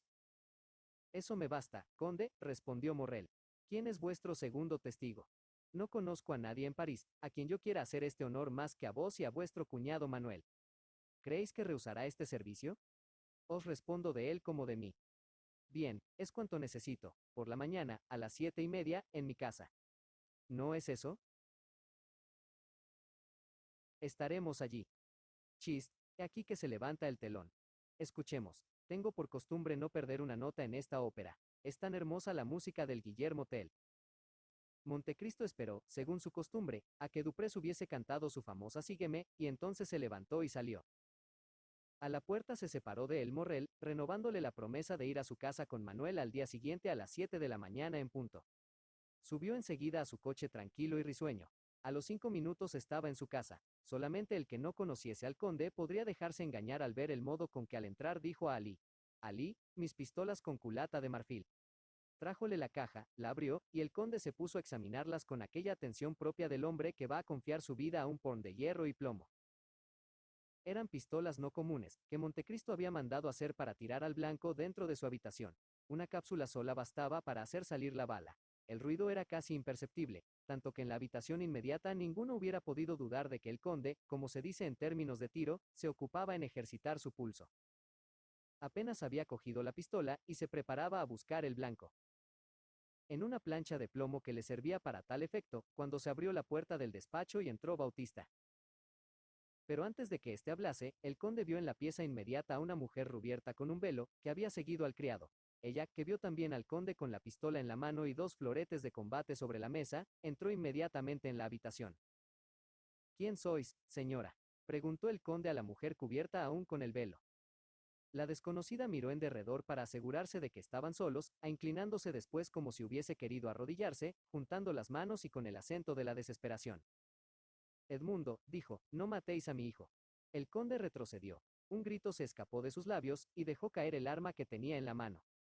¿Qué nombre acabáis de pronunciar, señora de Morcerf?, dijo. El vuestro, respondió levantando su velo, el vuestro, que solamente yo no he olvidado. Edmundo, no es la señora de Morcerf la que viene a veros, es Mercedes. Mercedes murió, señora, y no conozco ya a ninguna de ese nombre. Mercedes vive, y Mercedes se acuerda de vos. No solo os conoció al veros, sino aún antes, al sonido de vuestra voz. Desde entonces os sigue paso a paso, vela sobre vos y os teme. Ella no ha tenido necesidad de adivinar de dónde salió el golpe que ha herido al señor de Morcerf. Fernando, queréis decir, señora, prosiguió Montecristo con amarga ironía, puesto que recordamos nuestros nombres propios, recordémoslos todos. Y Montecristo pronunció aquel Fernando con tal expresión de odio, que Mercedes sintió un frío temblor que se apoderaba de todo su cuerpo. Bien veis, Edmundo, que no me había engañado y que con razón os decía, no matéis a mi hijo. ¿Y quién os ha dicho, señora, que yo quiero hacer algún daño a vuestro hijo? Nadie, Dios mío, pero una madre está dotada de doble vista. Todo lo he adivinado, le he seguido esta noche a la ópera, y oculta en un palmera, lo he visto todo. Así, pues, ya que lo habéis visto todo, habréis visto también que el hijo de Fernando me ha insultado públicamente. Dijo Montecristo con una calma terrible. Oh, por piedad. Ya habéis visto que me habría arrojado el guante a la cara si uno de mis amigos, el señor Morrel, no le hubiese detenido el brazo. Escuchadme, mi hijo todo lo ha adivinado, y os atribuye las desgracias de su padre. Señora, dijo Montecristo, os engañáis, no son desgracias, es un castigo, no he sido yo, ha sido la providencia la que ha castigado al señor de Morcerf. ¿Y por qué sustituís vos a la providencia?, exclamó Mercedes. ¿Por qué os acordáis cuando ella olvida? ¿Qué os importan a vos, Edmundo, Yanina y su visir? ¿Qué mal os hizo Fernando Mondego al hacer traición a Ali, Tebelín? Pero eso, señora, es un asunto que concierne al capitán Franco y a la hija de Basiliki. Nada tengo que ver con eso. Decís muy bien, y por eso si he jurado vengarme, no es ni del capitán Franco, ni del conde de Morcerf, sino del pescador Fernando, marido de la catalana Mercedes. Ah, dijo la condesa, qué terrible venganza, por una falta que la fatalidad me hizo cometer, porque la culpable soy yo, Edmundo, y si queríais vengaros debió ser de mí, que no tuve fuerza para resistir vuestra ausencia y mi soledad. Pero ¿por qué estaba yo ausente y vos sola? Porque estabais detenido, Edmundo, porque estabais preso. ¿Y por qué estaba yo preso? No lo sé, dijo Mercedes. No lo sabéis, señora, así lo creo, pero voy a decíroslo, me prendieron, porque la víspera misma del día en que iba a casarme con vos, en una glorieta de la reserva, un hombre llamado Danglars escribió esta carta que el pescador Fernando se encargó de poner en el correo. Y dirigiéndose hacia un escritorio, abrió Montecristo un cajón y sacó un papel, cuya tinta se había ya enrojecido, poniendo a la vista de Mercedes la carta de Danglars al procurador del rey, que el día en que había pagado los 200.000 francos al señor Boville, el conde, nombrándose agente de la casa de Thompson y French, había sustraído del proceso de Edmundo Dantes. Mercedes leyó temblando lo siguiente: se advierte al señor procurador del rey, por un amigo del trono y de la religión, que el llamado Edmundo Dantes, segundo del navío El Faraón, llegado esta mañana de Esmirna, después de haber tocado en Nápoles y Porto, Ferrajo, ha sido encargado por Murat de una carta para el usurpador, y por este de otra para el Comité Bonapartista de París. La prueba de este crimen se adquirirá prendiéndole, pues se le encontrará la carta encima, o en casa de su padre, o en su camarote a bordo. ¡Ay, Dios mío!, dijo Mercedes pasando la mano por su frente, inundada en sudor, y esta carta. 200.000 francos me ha costado el poseerla, señora, pero es barata aún, puesto que me permite hoy disculparme a vuestros ojos. ¿Y el resultado de esta carta? Ya lo sabéis, señora, fue mi prisión, pero ignoráis el tiempo que duró, ignoráis que permanecí 14 años a un cuarto de legua de vos en un calabozo en el castillo de If. Lo que no sabéis es que cada día durante estos 14 años he renovado el juramento de venganza que había hecho el primero de ellos, y sin embargo ignoraba que os hubieseis casado con Fernando, mi delator, y que mi padre había muerto. De hambre. Santo cielo. Exclamó Mercedes. Pero lo supe al salir de mi prisión, y por Mercedes viva y por mi padre muerto, juré vengarme de Fernando, y me vengo. ¿Y estáis seguro de que el desgraciado Fernando hizo eso? Por mi alma, señora, lo ha hecho como os lo digo, y además no es mucho más odioso el haberse pasado a los ingleses siendo francés por adopción, siendo español de nacimiento haber hecho la guerra a los españoles, estipendiario de Alí, venderle traidoramente y asesinarle. Ante tales hechos, ¿qué es la carta? Una mixtificación galante que debe perdonar, lo reconozco y lo confieso, la mujer que se ha casado con ese hombre, pero que no perdona el amante que debió casarse con ella. Ahora bien, los franceses no se han vengado nunca del traidor, los españoles no le han fusilado. Alí desde su tumba ve sin castigo al asesino, pero yo, engañado, asesinado, enterrado vivo en una tumba, he salido de ella, gracias a Dios, y a Dios debo la venganza. Me envía para eso y aquí estoy. La pobre mujer inclinó la cabeza, doblaron sus piernas y cayó de rodillas. Perdonad, Edmundo, perdonad por Mercedes que os ama aún. La dignidad de la esposa detuvo el ímpetu de la amante y de la madre. Su frente se inclinó casi hasta tocar la alfombra. El conde se acercó a ella y la levantó. Sentada en un sillón, pudo en medio de sus lágrimas ver el rostro varonil de Montecristo en el que el dolor y el odio se pintaban de un modo amenazador. Que no haya yo de extirpar esa raza maldita. Que desobedezca a Dios que me ha sostenido para su castigo. Imposible, señora, imposible. Edmundo, dijo la pobre madre tocando todos los resortes, Edmundo, cuando os llamo por vuestro nombre, ¿por qué no me respondéis Mercedes? Mercedes, repitió el conde, Mercedes. Sí, tenéis razón, aún es grato para mí ese nombre, y aquí la primera vez hace mucho tiempo que resuena tan claro en mis oídos al salir de mis labios. Oh, Mercedes, he pronunciado vuestro nombre con los suspiros de la melancolía, con los quejidos del dolor, con el furor de la desesperación. Lo he pronunciado helado por el frío, hundido entre la paja de mi calabozo, devorado por el calor, revolcándome en las losas de mi mazmorra. Mercedes, es preciso que me vengue, porque durante 14 años he padecido, he llorado, maldecido. Ahora, os lo repito, Mercedes, es preciso que me vengue. Y temiendo ceder a los ruegos de la que tanto había amado, Edmundo llamaba en su socorro a todos los recuerdos de su odio. Vengaos, Edmundo, gritó la pobre madre, vengaos sobre los culpables, sobre él, sobre mí, pero no sobre mi hijo. Está escrito en libro santo, respondió Montecristo. Las faltas de los padres caerán sobre sus hijos, hasta la tercera y cuarta generación. Puesto que Dios ha dictado estas palabras a su profeta, ¿por qué seré yo mejor que Dios? Porque Dios es dueño del tiempo y de la eternidad, y estas dos cosas escapan a los hombres. Montecristo dio un suspiro que parecía un rugido, y se mesó los cabellos con desesperación. Edmundo, continuó Mercedes. Edmundo, desde que os conozco he adorado vuestro nombre, he respetado vuestra memoria. Amigo mío, no endurezcáis la imagen noble y pura que guardo en mi corazón. Si supieseis los fervientes ruegos que he dirigido a Dios mientras os creí vivo y después muerto. Sí, muerto. Me parecía ver vuestro cadáver sepultado en lo más hondo de una sombría torre, creía ver vuestro cuerpo precipitado en uno de aquellos abismos en que los carceleros arrojan a los prisioneros muertos, y lloraba. ¿Qué otra cosa podía yo hacer, Edmundo, sino llorar y orar? Escuchadme. Durante 10 años he tenido todas las noches el mismo sueño. Dijeron que habíais querido evadiros, que tomasteis el puesto de uno de los presos que murió, y que arrojaron al vivo desde lo alto de la fortaleza de If, y que el grito que disteis al haceros pedazos contra las rocas lo descubrió todo. Pues bien, os juro, Edmundo, por la vida del hijo por quien os imploro, que durante 10 años esa escena se ha presentado a mi imaginación todas las noches, y he oído ese grito terrible que me hacía despertar temblando, despavorida. Y yo también, Edmundo, creedme, yo también, por criminal que sea, yo también he sufrido mucho. ¿Habéis perdido vuestro padre estando ausente? Preguntó Montecristo, ¿habéis visto a la mujer que amabais dar su mano a vuestro rival mientras os hallabais en un lóbrego calabozo? No, interrumpió Mercedes, no, pero he visto al hombre que amaba, dispuesto a ser el matador de mi hijo. Mercedes pronunció estas palabras con un dolor tan intenso y un acento tan desesperado, que un suspiro desgarrador brotó de la garganta del conde. El león estaba amansado, el vengador, vencido. ¿Qué me pedís? Que vuestro hijo viva. Pues bien, vivirá. Mercedes profirió un grito que hizo saltar 2 lágrimas de los párpados del conde, pero aquellas 2 lágrimas desaparecieron muy pronto, porque sin duda Dios había enviado un ángel para recogerlas, siendo mucho más preciosas a los ojos del Señor que las más hermosas perlas de Gusarate y de Ofir. Ah, dijo Mercedes tomando la mano de Montecristo y llevándola a sus labios. Ah, gracias, gracias, Edmundo, lo veo cual siempre lo he visto, cual siempre lo he amado. Sí, ahora puedo decírtelo. Sobre todo, porque el pobre Edmundo no tendrá ya mucho tiempo que hacerse amar de vos.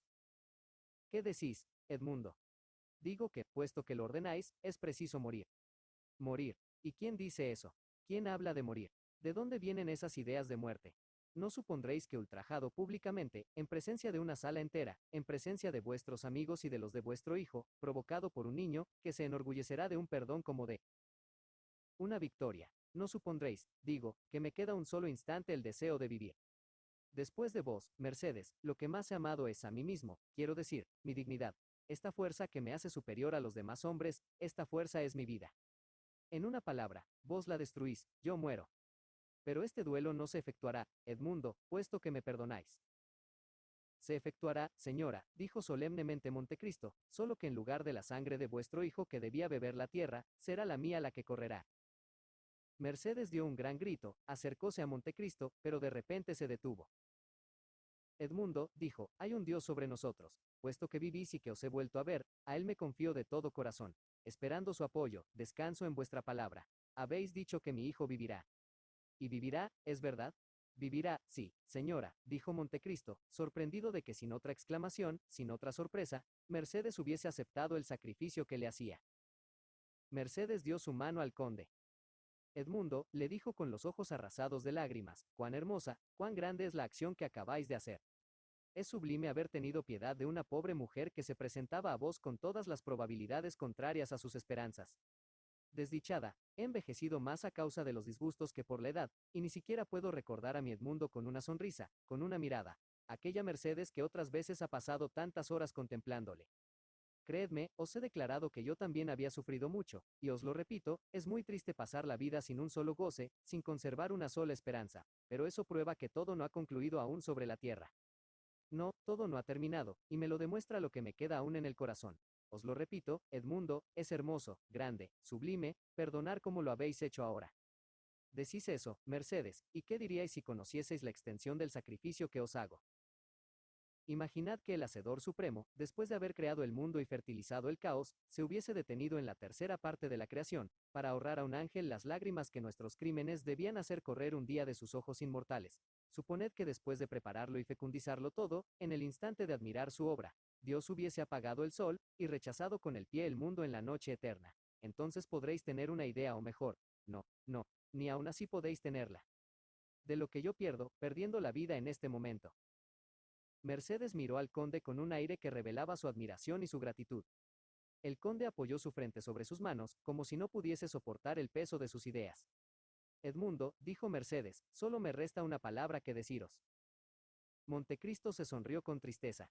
Edmundo, continuó ella, veréis que si mi frente ha palidecido, si el brillo de mis ojos se ha apagado, si mi hermosura se ha marchitado, que si Mercedes, en fin, no se parece a ella, más que en los rasgos de su fisonomía, veréis que su corazón es siempre el mismo. Adiós, pues, Edmundo, nada tengo ya que pedir al cielo. Os he vuelto a ver, y os hallo tan noble y grande como otras veces. Adiós, Edmundo, adiós y gracias. Montecristo no respondió. Mercedes abrió la puerta del despacho y había desaparecido antes que él volviese del profundo letargo en que su malograda venganza le había sumido. Daba la una en el reloj de los inválidos, cuando el ruido del coche que se llevaba a la señora de Morcerf hizo levantar la cabeza al conde de Montecristo. Fui un insensato, dijo en no haberme arrancado el corazón el día que juré vengarme. Capítulo sexto, el desafío.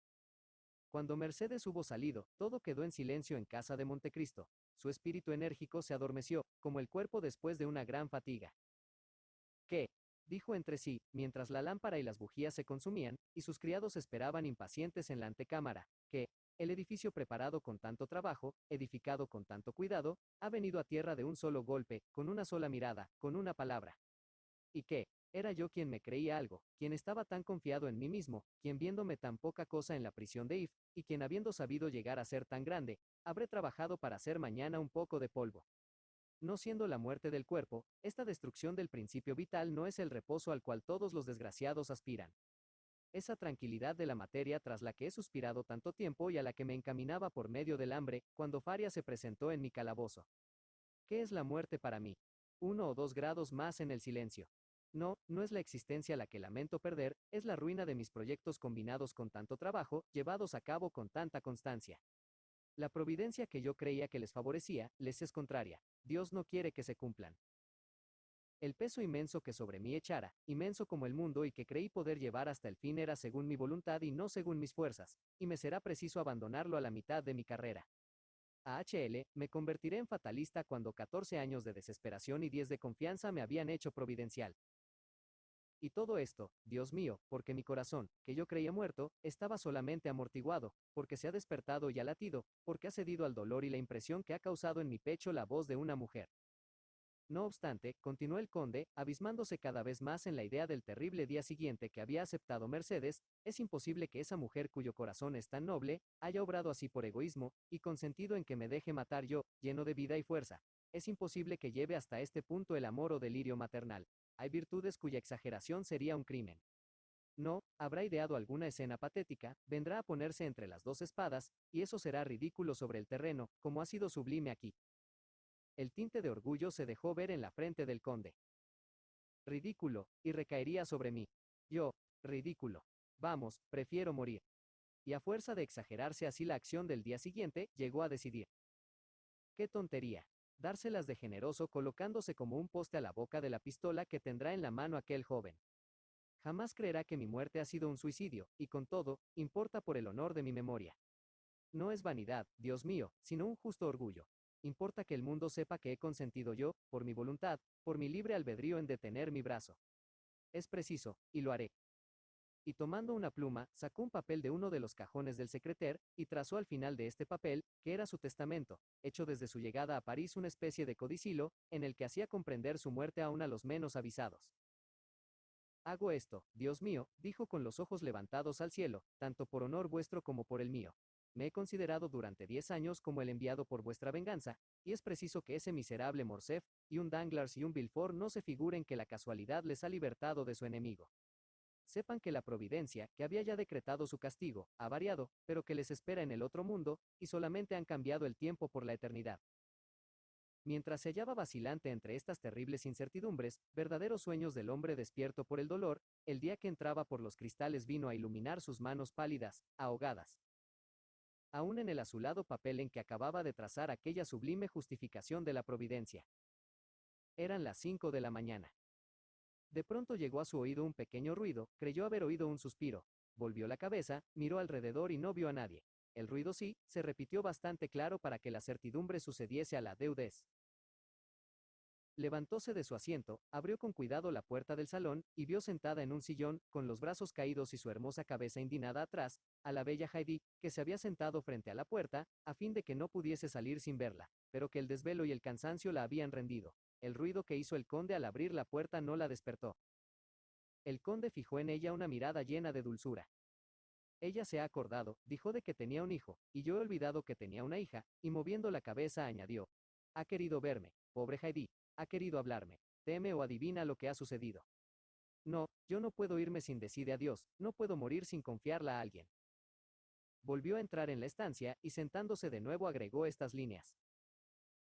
Lego a Maximiliano Morrel, capitán de Spies, a hijo de mi antiguo patrón Pedro Morrel, armador de Marsella, 20 millones, de los que dará una parte a su hermana y a su cuñado Manuel, en el caso que no crea que un aumento de fortuna puede perturbar su felicidad. Estos 20 millones están enterrados en mi gruta de Montecristo. Bertuccio conoce el secreto. Si su corazón está libre, y quiere casarse con Heidi, hija de Ali, baja de Yanina, a la que he educado con el amor de un padre, y que me ha profesado la ternura de una hija, llenará, no diré mi última voluntad, pero sí mi última esperanza. El presente testamento ha hecho ya a Heidi heredera del resto de mi fortuna, consistente en tierras, rentas en Inglaterra, Austria y Holanda, muebles de mis diferentes palacios y casas, y que fuera de los legados hechos, asciende aún a más de 60 millones. Apenas había terminado de escribir esta última línea, cuando un grito que resonó a su espalda hizo que se le cayese la pluma de la mano. Heidi, dijo, ¿habéis leído? En efecto, la joven, a quien hizo despertar la luz del día que hería sus párpados, se había levantado, y acercándose al conde sin que se percibiesen sus ligeros pasos sobre la alfombra. «Oh, mi señor», dijo juntando las manos, «¿por qué escribís a estas horas? ¿Por qué me legáis toda vuestra fortuna? ¿Os vais a separar de mí? Tengo que hacer un viaje», dijo Montecristo con una expresión de inefable ternura, «y si me sucediese una desgracia». El conde se detuvo. «¿Y bien?», preguntó la joven con un tono de autoridad que el conde no le conocía aún. «Y bien, si me sucede una desgracia, quiero que mi hija sea dichosa». Haydée sonrió con tristeza. «Pues bien, si morís», dijo, «legad vuestra fortuna a otros, porque si morís no tengo necesidad de nada». Y tomando el papel lo hizo pedazos y lo arrojó en medio del salón, pero aquel esfuerzo la debilitó totalmente y cayó desmayada. Montecristo la levantó en los brazos, y viendo sus bellos ojos cerrados y su hermoso semblante inanimado, le ocurrió por primera vez la idea de que quizá le amaba de otro modo distinto del de una hija. «Ay», murmuró, «aún hubiera podido ser dichoso». Llevó a Haydée hasta su cuarto, y desmayada aún la entregó a sus criadas, volvió a su gabinete, y cerrando la puerta volvió a escribir el testamento. Al terminar, oyó el ruido de un coche que entraba. Acercóse a la ventana y vio bajar a Maximiliano y Manuel. «Bueno», dijo, ya era tiempo, y cerró su testamento, poniéndole 3 sellos. Un momento después se oyó ruido en el salón, y fue él mismo a abrir la puerta. Presentóse Morrel, que se había adelantado 20 minutos a la hora de la cita. «Quizá vengo muy temprano, señor conde», dijo, «pero os confesaré francamente que no he podido dormir un minuto, y lo mismo ha sucedido a todos los de casa. Tenía necesidad de veros tranquilo y animado, tan valiente como siempre, para volver conmigo». Montecristo no pudo resistir a esta prueba de afecto, y no fue la mano la que alargó al joven, sino los brazos los que abrió. «Morrel», le dijo emocionado, «es un hermoso día para mí, pues que me veo amado de este modo por un hombre como vos». «Buenos días, Manuel. ¿Con qué venís conmigo, Maximiliano?». «Vive Dios», dijo el capitán. «¿Lo habíais dudado? Pero si yo no tuviese razón. Escuchad, ayer os estuve observando durante toda la escena de la provocación. He pensado toda la noche en vuestra serenidad, y he concluido o que la justicia está de vuestra parte, o que mentirá siempre el exterior de los hombres. Sin embargo, Morrel, Alberto es vuestro amigo. Un simple conocido, conde. Le visteis por primera vez el mismo día que a mí. Sí, es verdad, pero ¿qué queréis? Es preciso que me lo recordéis para que lo tenga presente. Gracias, Morrel. Dio enseguida un golpe en el timbre. «Toma», dijo Ali, que se presentó inmediatamente, «lleva eso a casa de mi notario. Es mi testamento. Morrel, si muero, iréis a enteraros de él». «¿Cómo?», exclamó Morrel, «¿morir vos? ¿Y qué, no es necesario preverlo todo? ¿Pero qué hicisteis ayer después que nos separamos, amigo querido?». «Fui a casa de Tortoni, a donde encontré a Beauchamp y Chateau, Renaud, y os confieso que les buscaba». «¿Para qué, puesto que estábamos de acuerdo en todo?». «Escuchad, conde, el asunto es grave, inevitable». «¿Lo dudabais?». «No, la ofensa fue pública, y todo el mundo habla de ella». «Y bien, ¿qué?». «Esperaba hacer cambiar las armas, empleando la espada en vez de la pistola. La pistola es ciega». «¿Lo habéis conseguido?», preguntó vivamente Montecristo, que entreveía alguna esperanza. «No, porque saben lo bien que tiráis el florete». «Bah, ¿y quién lo ha descubierto?». «Los maestros de armas con quienes os habéis batido». «¿Y no habéis logrado al fin nada?». «Han rehusado decididamente».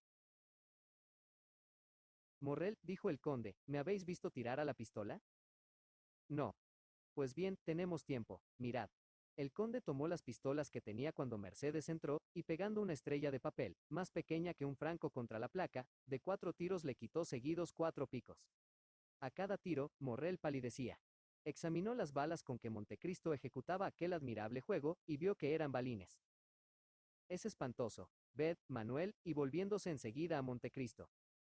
«No matéis a Alberto, conde», le dijo, «tiene una madre». «Es justo», dijo Montecristo, «y yo no tengo». Pronunció estas palabras con un tono que hizo estremecer a Morrel. «Vos sois el ofendido, conde». «Sin duda, ¿y qué queréis decir con eso?». «Quiero decir que vos tiráis el primero». «¿Yo tiro el primero?».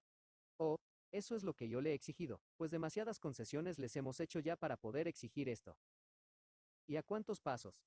«A 20». Una espantosa sonrisa se asomó a los labios del conde.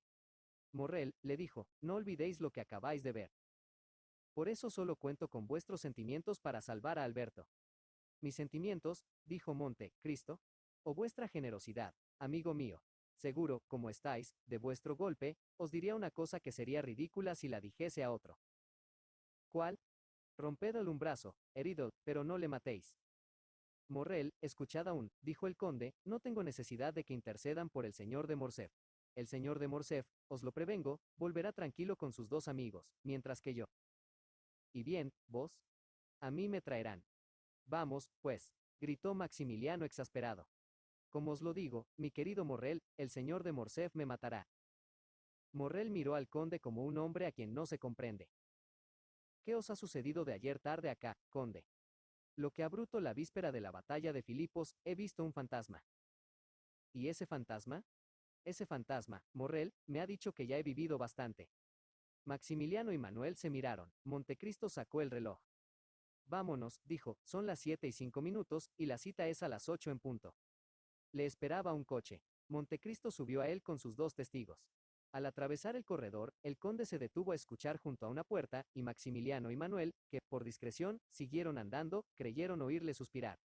A las 8 en punto llegaron al lugar de la cita. Henos aquí, dijo Morrel, asomándose por la ventanilla del coche, y somos los primeros.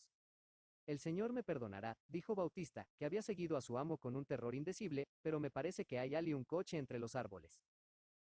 Montecristo saltó al suelo con ligereza y dio la mano a Manuel y Maximiliano para ayudarlos a bajar. Maximiliano retuvo entre las suyas la mano del conde. He aquí, dijo, una mano como me gusta ver en un hombre que confía en la bondad de su causa. En efecto, dijo Manuel, creo que allí hay dos jóvenes que esperan. Montecristo, sin llamar aparte a Morrel, se separó 2 o 3 pasos de su cuñado. Maximiliano, le preguntó, ¿tenéis el corazón libre? Morrel miró a Montecristo con admiración. No exijo de vos una confesión, mi querido amigo, os hago solamente una sencilla pregunta. Amo a una joven, conde. ¿Mucho? Más que a mi propia vida. Vamos, dijo Montecristo, he aquí una esperanza perdida, y añadió suspirando, pobre Haydí.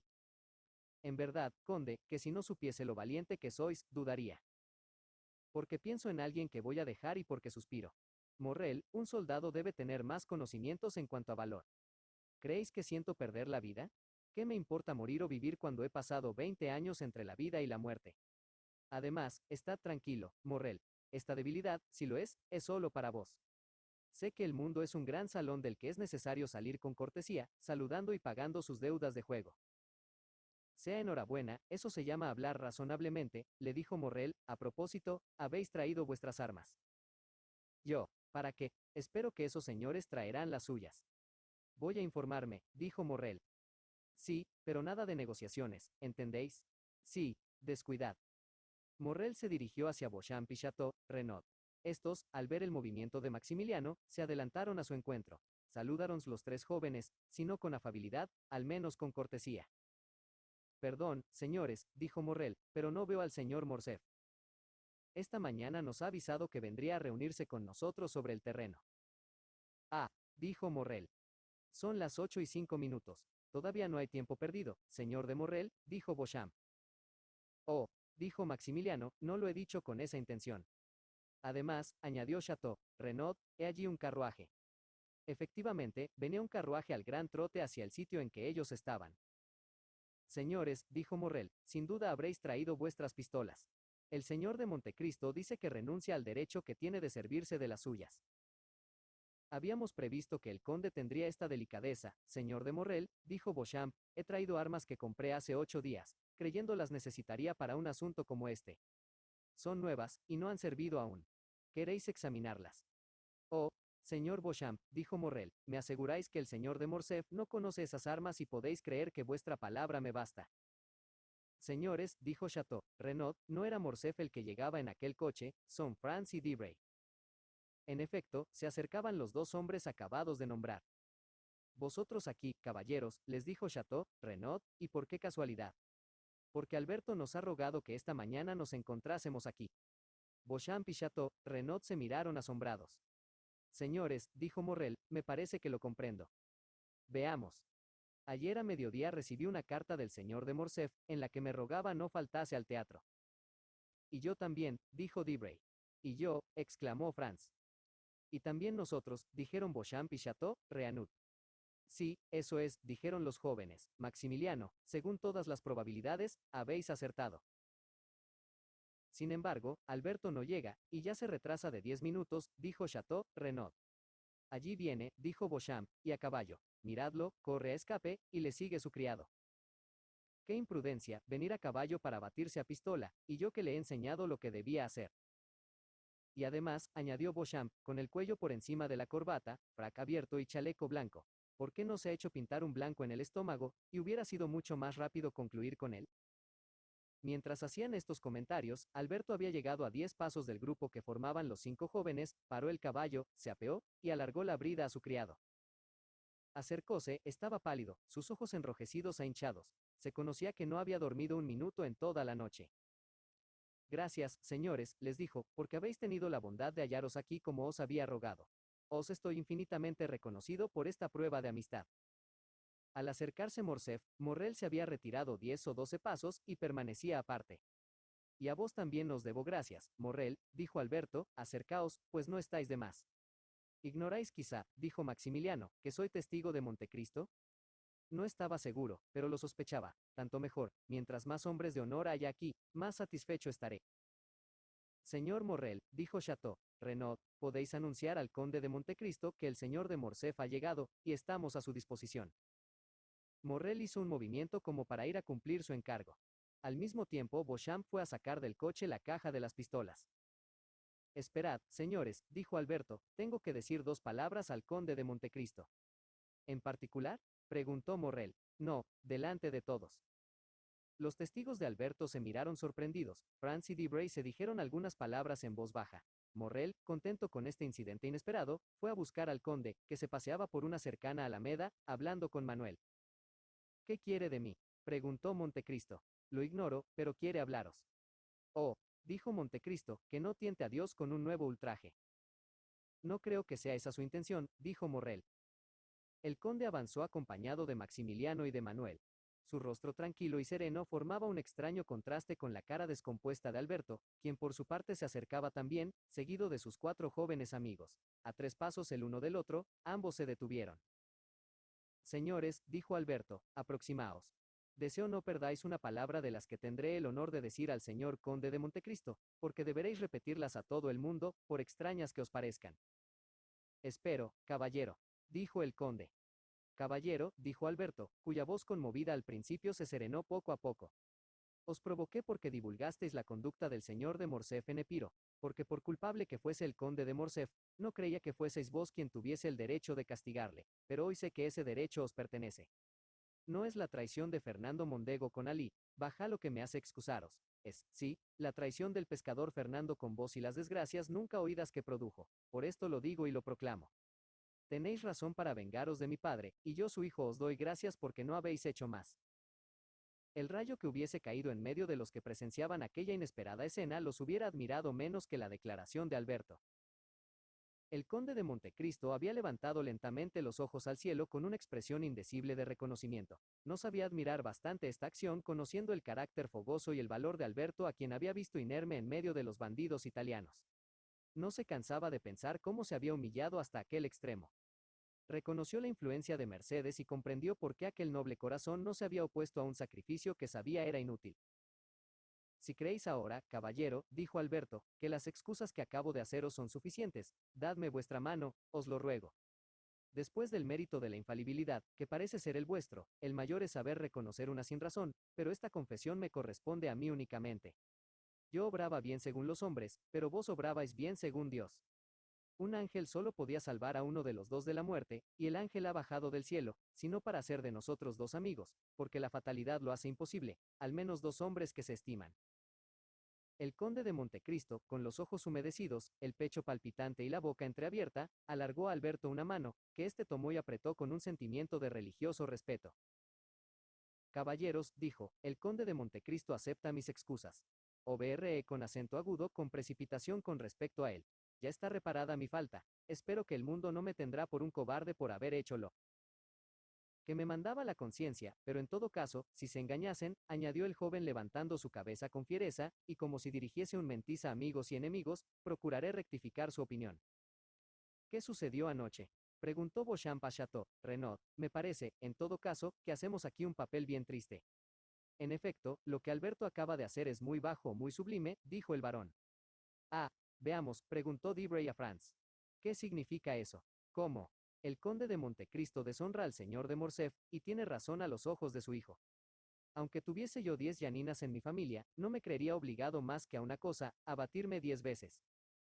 Con la cabeza inclinada, los brazos caídos, aterrado con el peso de 24 años de recuerdos, Montecristo no pensaba ni en Alberto, ni en Beauchamp, ni en Chateau Renaud, ni en ninguna de las personas que le rodeaban. Pensaba solo en aquella mujer que había ido a pedirle la vida de su hijo, a la que había ofrecido la suya, y que acababa de libertarla por la confesión de un secreto de familia, capaz de extinguir para siempre en el corazón de aquel joven el sentimiento de piedad filial.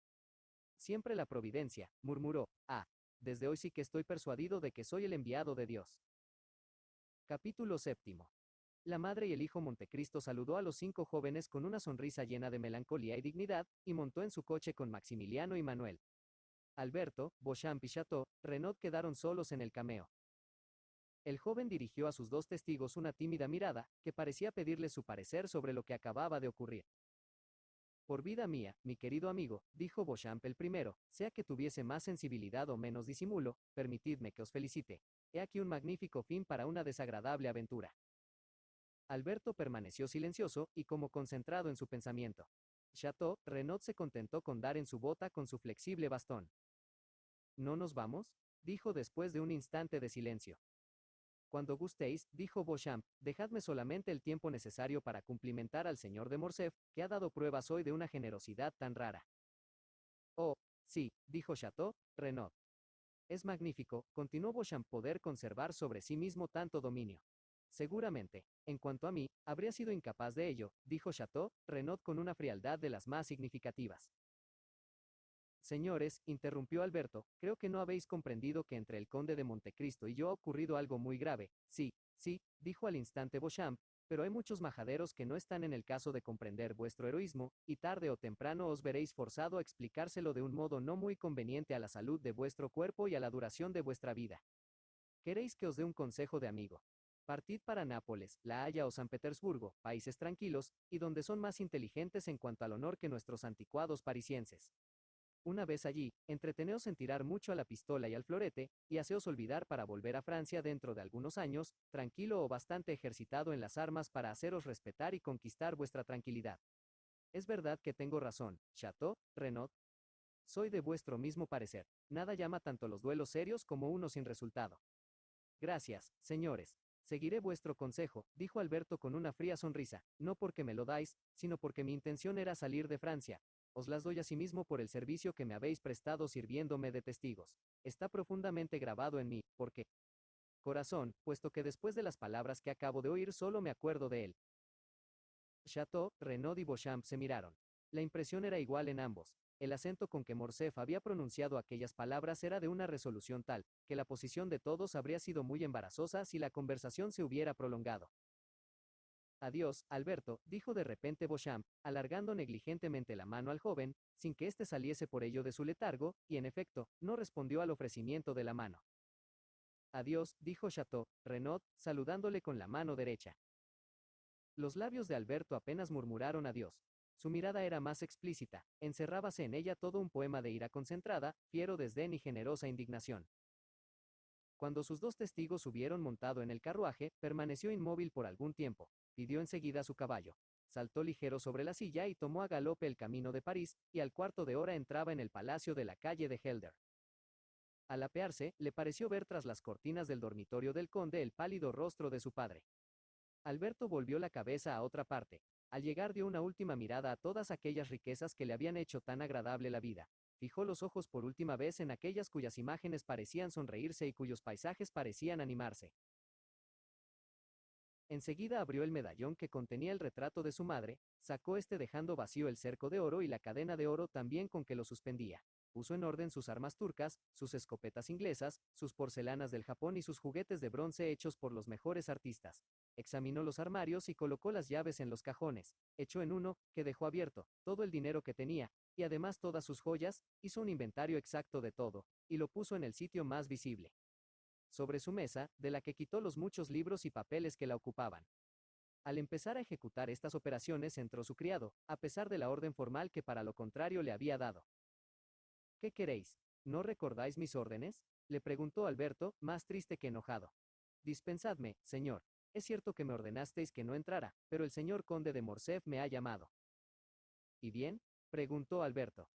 Y si me pregunta qué ha ocurrido allá abajo, ¿qué debo responder? La verdad.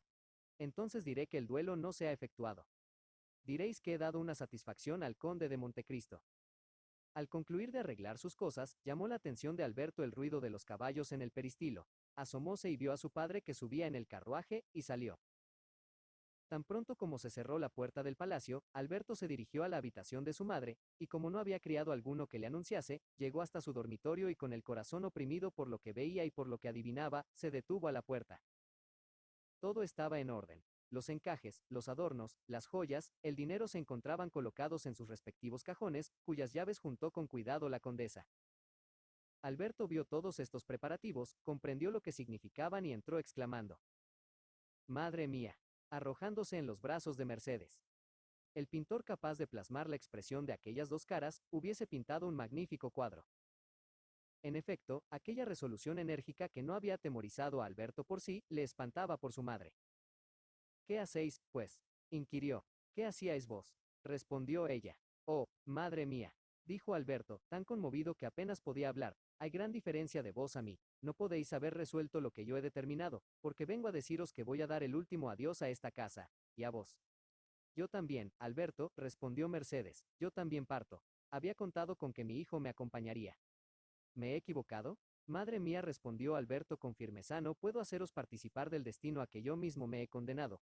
Es preciso que viva desde ahora sin nombre y sin fortuna. Es necesario que para empezar esta penosa existencia pida a un amigo el pan que comeré de aquí a que lo gane. Así, pues, mi buena madre, voy ahora mismo a casa de Franz a rogarle me preste la cantidad que he calculado. Tú, sufrir hambre. Tú, padecer miseria. Oh, no digas eso, mi pobre hijo. Cambiarías todas mis resoluciones. Pero no las mías, respondió Alberto. Soy joven, soy robusto, creo que soy valiente, y desde ayer creo que he aprendido lo que vale una firme voluntad. Madre mía, son tantos los que han sufrido, y no solamente no han muerto, sino que han amasado una nueva fortuna sobre las ruinas de sus anteriores esperanzas. Yo lo sé, madre mía. He visto esos hombres que desde el fondo del abismo donde les había sepultado su enemigo, se han levantado con tanto vigor y gloria, que han dominado a su antiguo vencedor, precipitándole a su vez. No, madre mía, no. He renunciado a contar desde hoy con lo pasado, y no acepto nada, ni siquiera mi nombre, porque vos comprendéis, madre mía, que vuestro hijo no puede llevar un nombre del que deba abochornarse ante otro hombre. Hijo mío, Alberto, dijo Mercedes, si hubiese tenido un corazón más fuerte, ese sería el consejo que le hubiera dado. La conciencia ha hablado al callar mi voz. Escúchala, hijo mío. Tenías amigos, Alberto. Rompe de momento con ellos, pero no desesperes, no, lo madre lo ruega. La vida es aún hermosa a la edad, mi querido Alberto, porque apenas tienes 22 años, y como a un corazón tan puro como el tuyo le es preciso un nombre sin tacha. Toma el de mi padre, se llamaba Herrera. Te conozco, Alberto mío. Sea cualquiera la carrera que sigas, pronto, pronto darás lustre a este nombre. Preséntate entonces en el mundo, más brillante aún con el lustre de tus desgracias pasadas, y si así no debiese ser a pesar de mis previsiones, déjame al menos esta esperanza, déjamela a mí, que no tendré más que esta sola idea, este solo porvenir, y para quien el sepulcro empieza a la puerta de esta casa. Haré como deseáis, madre, respondió el joven, sí, mis esperanzas son iguales a las vuestras. La cólera del cielo no perseguirá a vos tan pura, a mí tan inocente, mas ya que estamos resueltos, obremos rápidamente.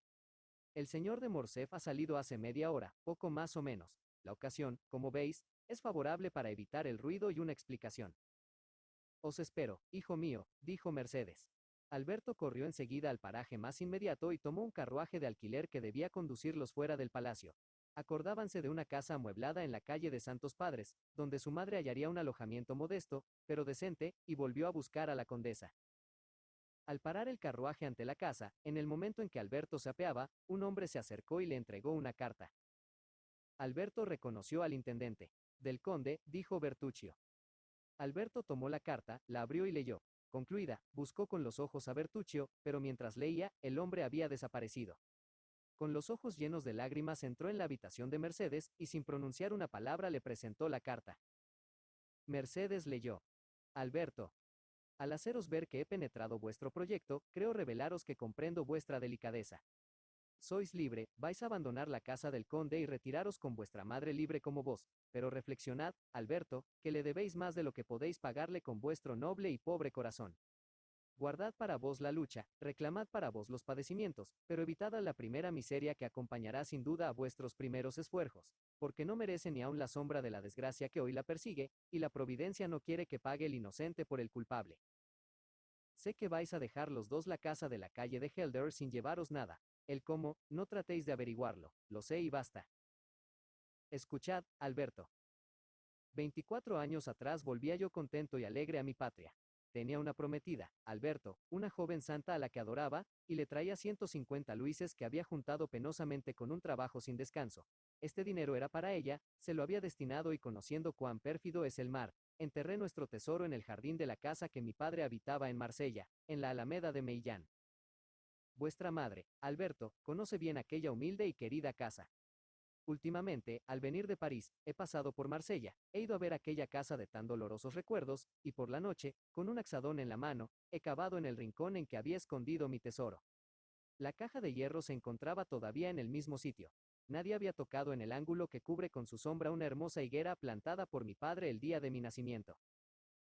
Pues bien, Alberto, ese dinero que en otra ocasión debió servir para ayudar a la vida y tranquilidad de aquella mujer a quien yo adoraba, hoy por un azar desgraciado encuentra igual empleo. Oh, comprended bien mi idea, y que podía ofrecer millones a esa mujer, y solo le devuelvo el pedazo de pan negro, olvidado bajo mi pobre techo, desde el día en que me separé de ella para siempre.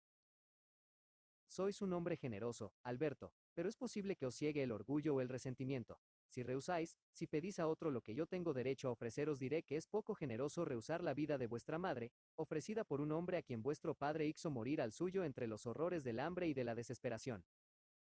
Terminada esta lectura, Alberto permaneció pálido e inmóvil, esperando la decisión de su madre. Mercedes levantó los ojos al cielo con una expresión inefable. Acepto, dijo, tiene el derecho de pagar el dote que llevaré a un convento.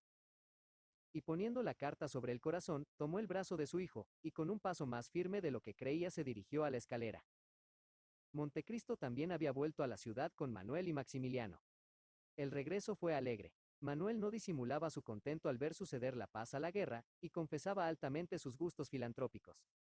Morrel en un rincón del carruaje dejaba que la alegría de su cuñado se manifestase en sus brillantes palabras, y conservaba para sí una alegría más pura, pero que solo se traslucía en sus miradas. En la barrera del Trogue se encontró a Bertuccio, que le estaba aguardando allí, inmóvil como un centinela en su puesto. Montecristo sacó la cabeza por la portezuela, le dijo algunas palabras en voz baja, y el intendente desapareció. Señor conde, dijo Manuel al llegar a la plaza real, os agradezco que me dejéis a la puerta de casa, para que mi mujer no tenga un momento de inquietud, ni por vos ni por mí. Si no fuese ridículo vanagloriarse de su triunfo, rogaría al conde que entrase en casa, pero él también tendrá corazones a quienes tranquilizar. Hemos llegado, Manuel. Saludemos a nuestro amigo, y bajemos.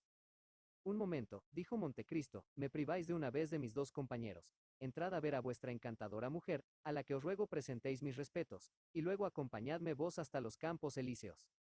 Con mucho gusto, dijo Maximiliano, tanto más cuanto que tengo que hacer en vuestro barrio, conde. ¿Esperamos para almorzar?, preguntó Manuel. No, dijo el joven. La puerta del coche se cerró, y éste continuó su camino. ¿Veis cómo os he traído la dicha?, dijo Morrel cuando se quedó solo con el conde, ¿no habéis pensado en ello? Sí, respondió el conde, y por eso quisiera teneros siempre cerca de mí. Es milagroso, continuó Maximiliano Morrel, respondiéndose a sí mismo. ¿El qué?, dijo Montecristo. Lo que acaba de suceder. Sí, respondió el conde sonriéndose, decís bien, Morrel, es milagroso. Porque, después de todo, respondió este, Alberto es valiente. Muy valiente, respondió el conde, le he visto dormir tranquilo con el puñal suspendido sobre su cabeza. Y yo sé que se ha batido 2 veces muy bien, comparad eso con lo de esta mañana. Siempre vuestra influencia, repitió sonriéndose Montecristo. Es una dicha para Alberto no ser militar. Porque, excusa sobre el terreno. Va, dijo el joven capitán moviendo la cabeza. Vamos, no incurráis en los prejuicios de los hombres vulgares, Morrel. convendréis en que, puesto que Alberto es valiente, no puede ser cobarde, que debe haber habido alguna razón que le haya movido a obrar como lo ha hecho esta mañana, y por lo tanto su conducta es más heroica que otra cosa. Sin duda, repuso Morrel, pero diría como el español, ha sido hoy menos valiente que ayer. ¿Almorzáis conmigo? Dijo el conde para cortar la conversación 6n. No, os dejo a las 10. Vuestra cita era, pues, para almorzar. Morrel se sonrió y movió la cabeza. Pero, después de todo, preciso es que almorcéis en alguna parte. ¿Y si no tengo hambre? Dijo el joven. Solo conozco dos sentimientos que quiten el apetito. El dolor, y dichosamente os veo muy alegre, y el amor. Ahora bien, según lo que me dijisteis de vuestro corazón, me es permitido creer. No digo que no, conde. ¿Y no me contáis eso, Maximiliano? Replicó el conde con un tono tan vivo que revelaba todo el interés que tenía en conocer aquel secreto. Ya os he hecho ver esta mañana que tengo un corazón. ¿No es verdad, conde? Por respuesta, Montecristo alargó la mano al joven. Entonces, ya que este corazón no está con vos en el bosque de Vincennes, está en otra parte, y voy a buscarlo. Id, dijo el conde, id, amigo querido, pero si encontráis algún obstáculo, acordaos que puedo algo en este mundo, y que sería dichoso si pudiese ser útil a las personas que amo como a vos, Morrel. De acuerdo, me acordaré como los niños egoístas se acuerdan de sus padres cuando los necesitan. Cuando os necesite, me acordaré de vos, conde. Bien, acepto vuestra palabra. Hasta la vista, conde. Habían llegado a la puerta de la casa de los Campos Elíseos. Montecristo y Morrel se apearon. Bertuccio los esperaba a la puerta.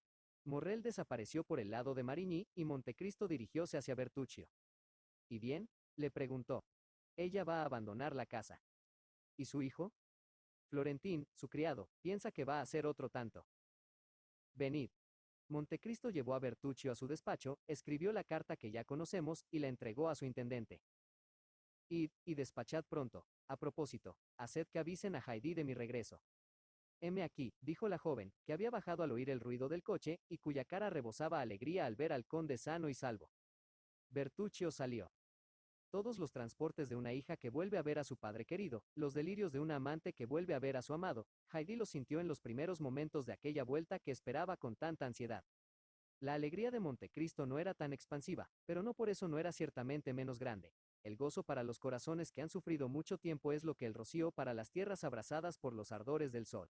Corazones y tierra absorben aquella lluvia bienhechora que cae sobre ellos y no se pierde una gota. Hacía algunos días que Montecristo conocía lo que no se atrevía a creer hacía mucho tiempo, es decir, que había aún dos Mercedes en el mundo, y que podía aún ser dichoso. Sus ojos, en los que se traslucía la dicha, buscaban ávidamente las miradas humedecidas de Haydée, cuando de pronto se abrió la puerta. El conde se incomodó. El señor de Morcerf, dijo Bautista, como si aquella sola palabra envolviese su disculpa. En efecto, la cara del conde se serenó. ¿Cuál? Preguntó, ¿el conde o el vizconde? El conde. Dios mío, dijo Haydée, ¿no ha terminado aún? No sé si ha terminado, querida hija, dijo Montecristo tomando las manos de la joven, pero sé que nada tienes que temer. Sin embargo, es el miserable. Ese hombre no tiene poder sobre mí, Haydée. Cuando tenía que habérmelas con su hijo, era otra cosa. Y tampoco sabrás tú jamás lo que he sufrido, mi señor. Montecristo se sonrió. Por la tumba de mi padre. Dijo Montecristo poniendo las manos sobre la cabeza de la joven, lo juro, Haydée, que si sucediese una desgracia no será a mí. Te creo como si fuera Dios quien me estuviese hablando, dijo la joven presentando su frente al conde. Montecristo imprimió en aquella frente pura y hermosa un beso que hizo latir dos corazones a la vez, el uno con violencia y el otro sordamente. Oh, Dios mío, murmuró el conde, permitiríais aún que yo pudiese amar. Haced entrar al señor conde de Morcerf en el salón, dijo a Bautista, acompañando a la hermosa griega hacia una escalera secreta. Permítasenos unas palabras para explicar esta visita que Montecristo esperaba quizá, pero inesperada para nuestros lectores. Mientras Mercedes, como hemos dicho, hacía la misma especie de inventario que había hecho Alberto, colocaba sus alhajas, cerraba sus cajones, y reunía las llaves para dejarlo todo en un orden perfecto, no reparó en que un rostro pálido y siniestro había aparecido a la vidriera de su cuarto, desde la que se podía ver y oír. El que así miraba, sin ser visto, vio y oyó cuanto ocurría y se hablaba en el cuarto de Mercedes. Desde aquella puerta, el hombre pálido se dirigió al dormitorio del conde de Morcerf, levantó las cortinas y vio lo que sucedía en el patio de entrada, permaneció allí 10 minutos inmóvil, mudo, y escuchando los latidos de su corazón. Entonces fue cuando Alberto, que volvía de su cita, vio a su padre tras los cortinajes y volvió la cabeza a otro lado.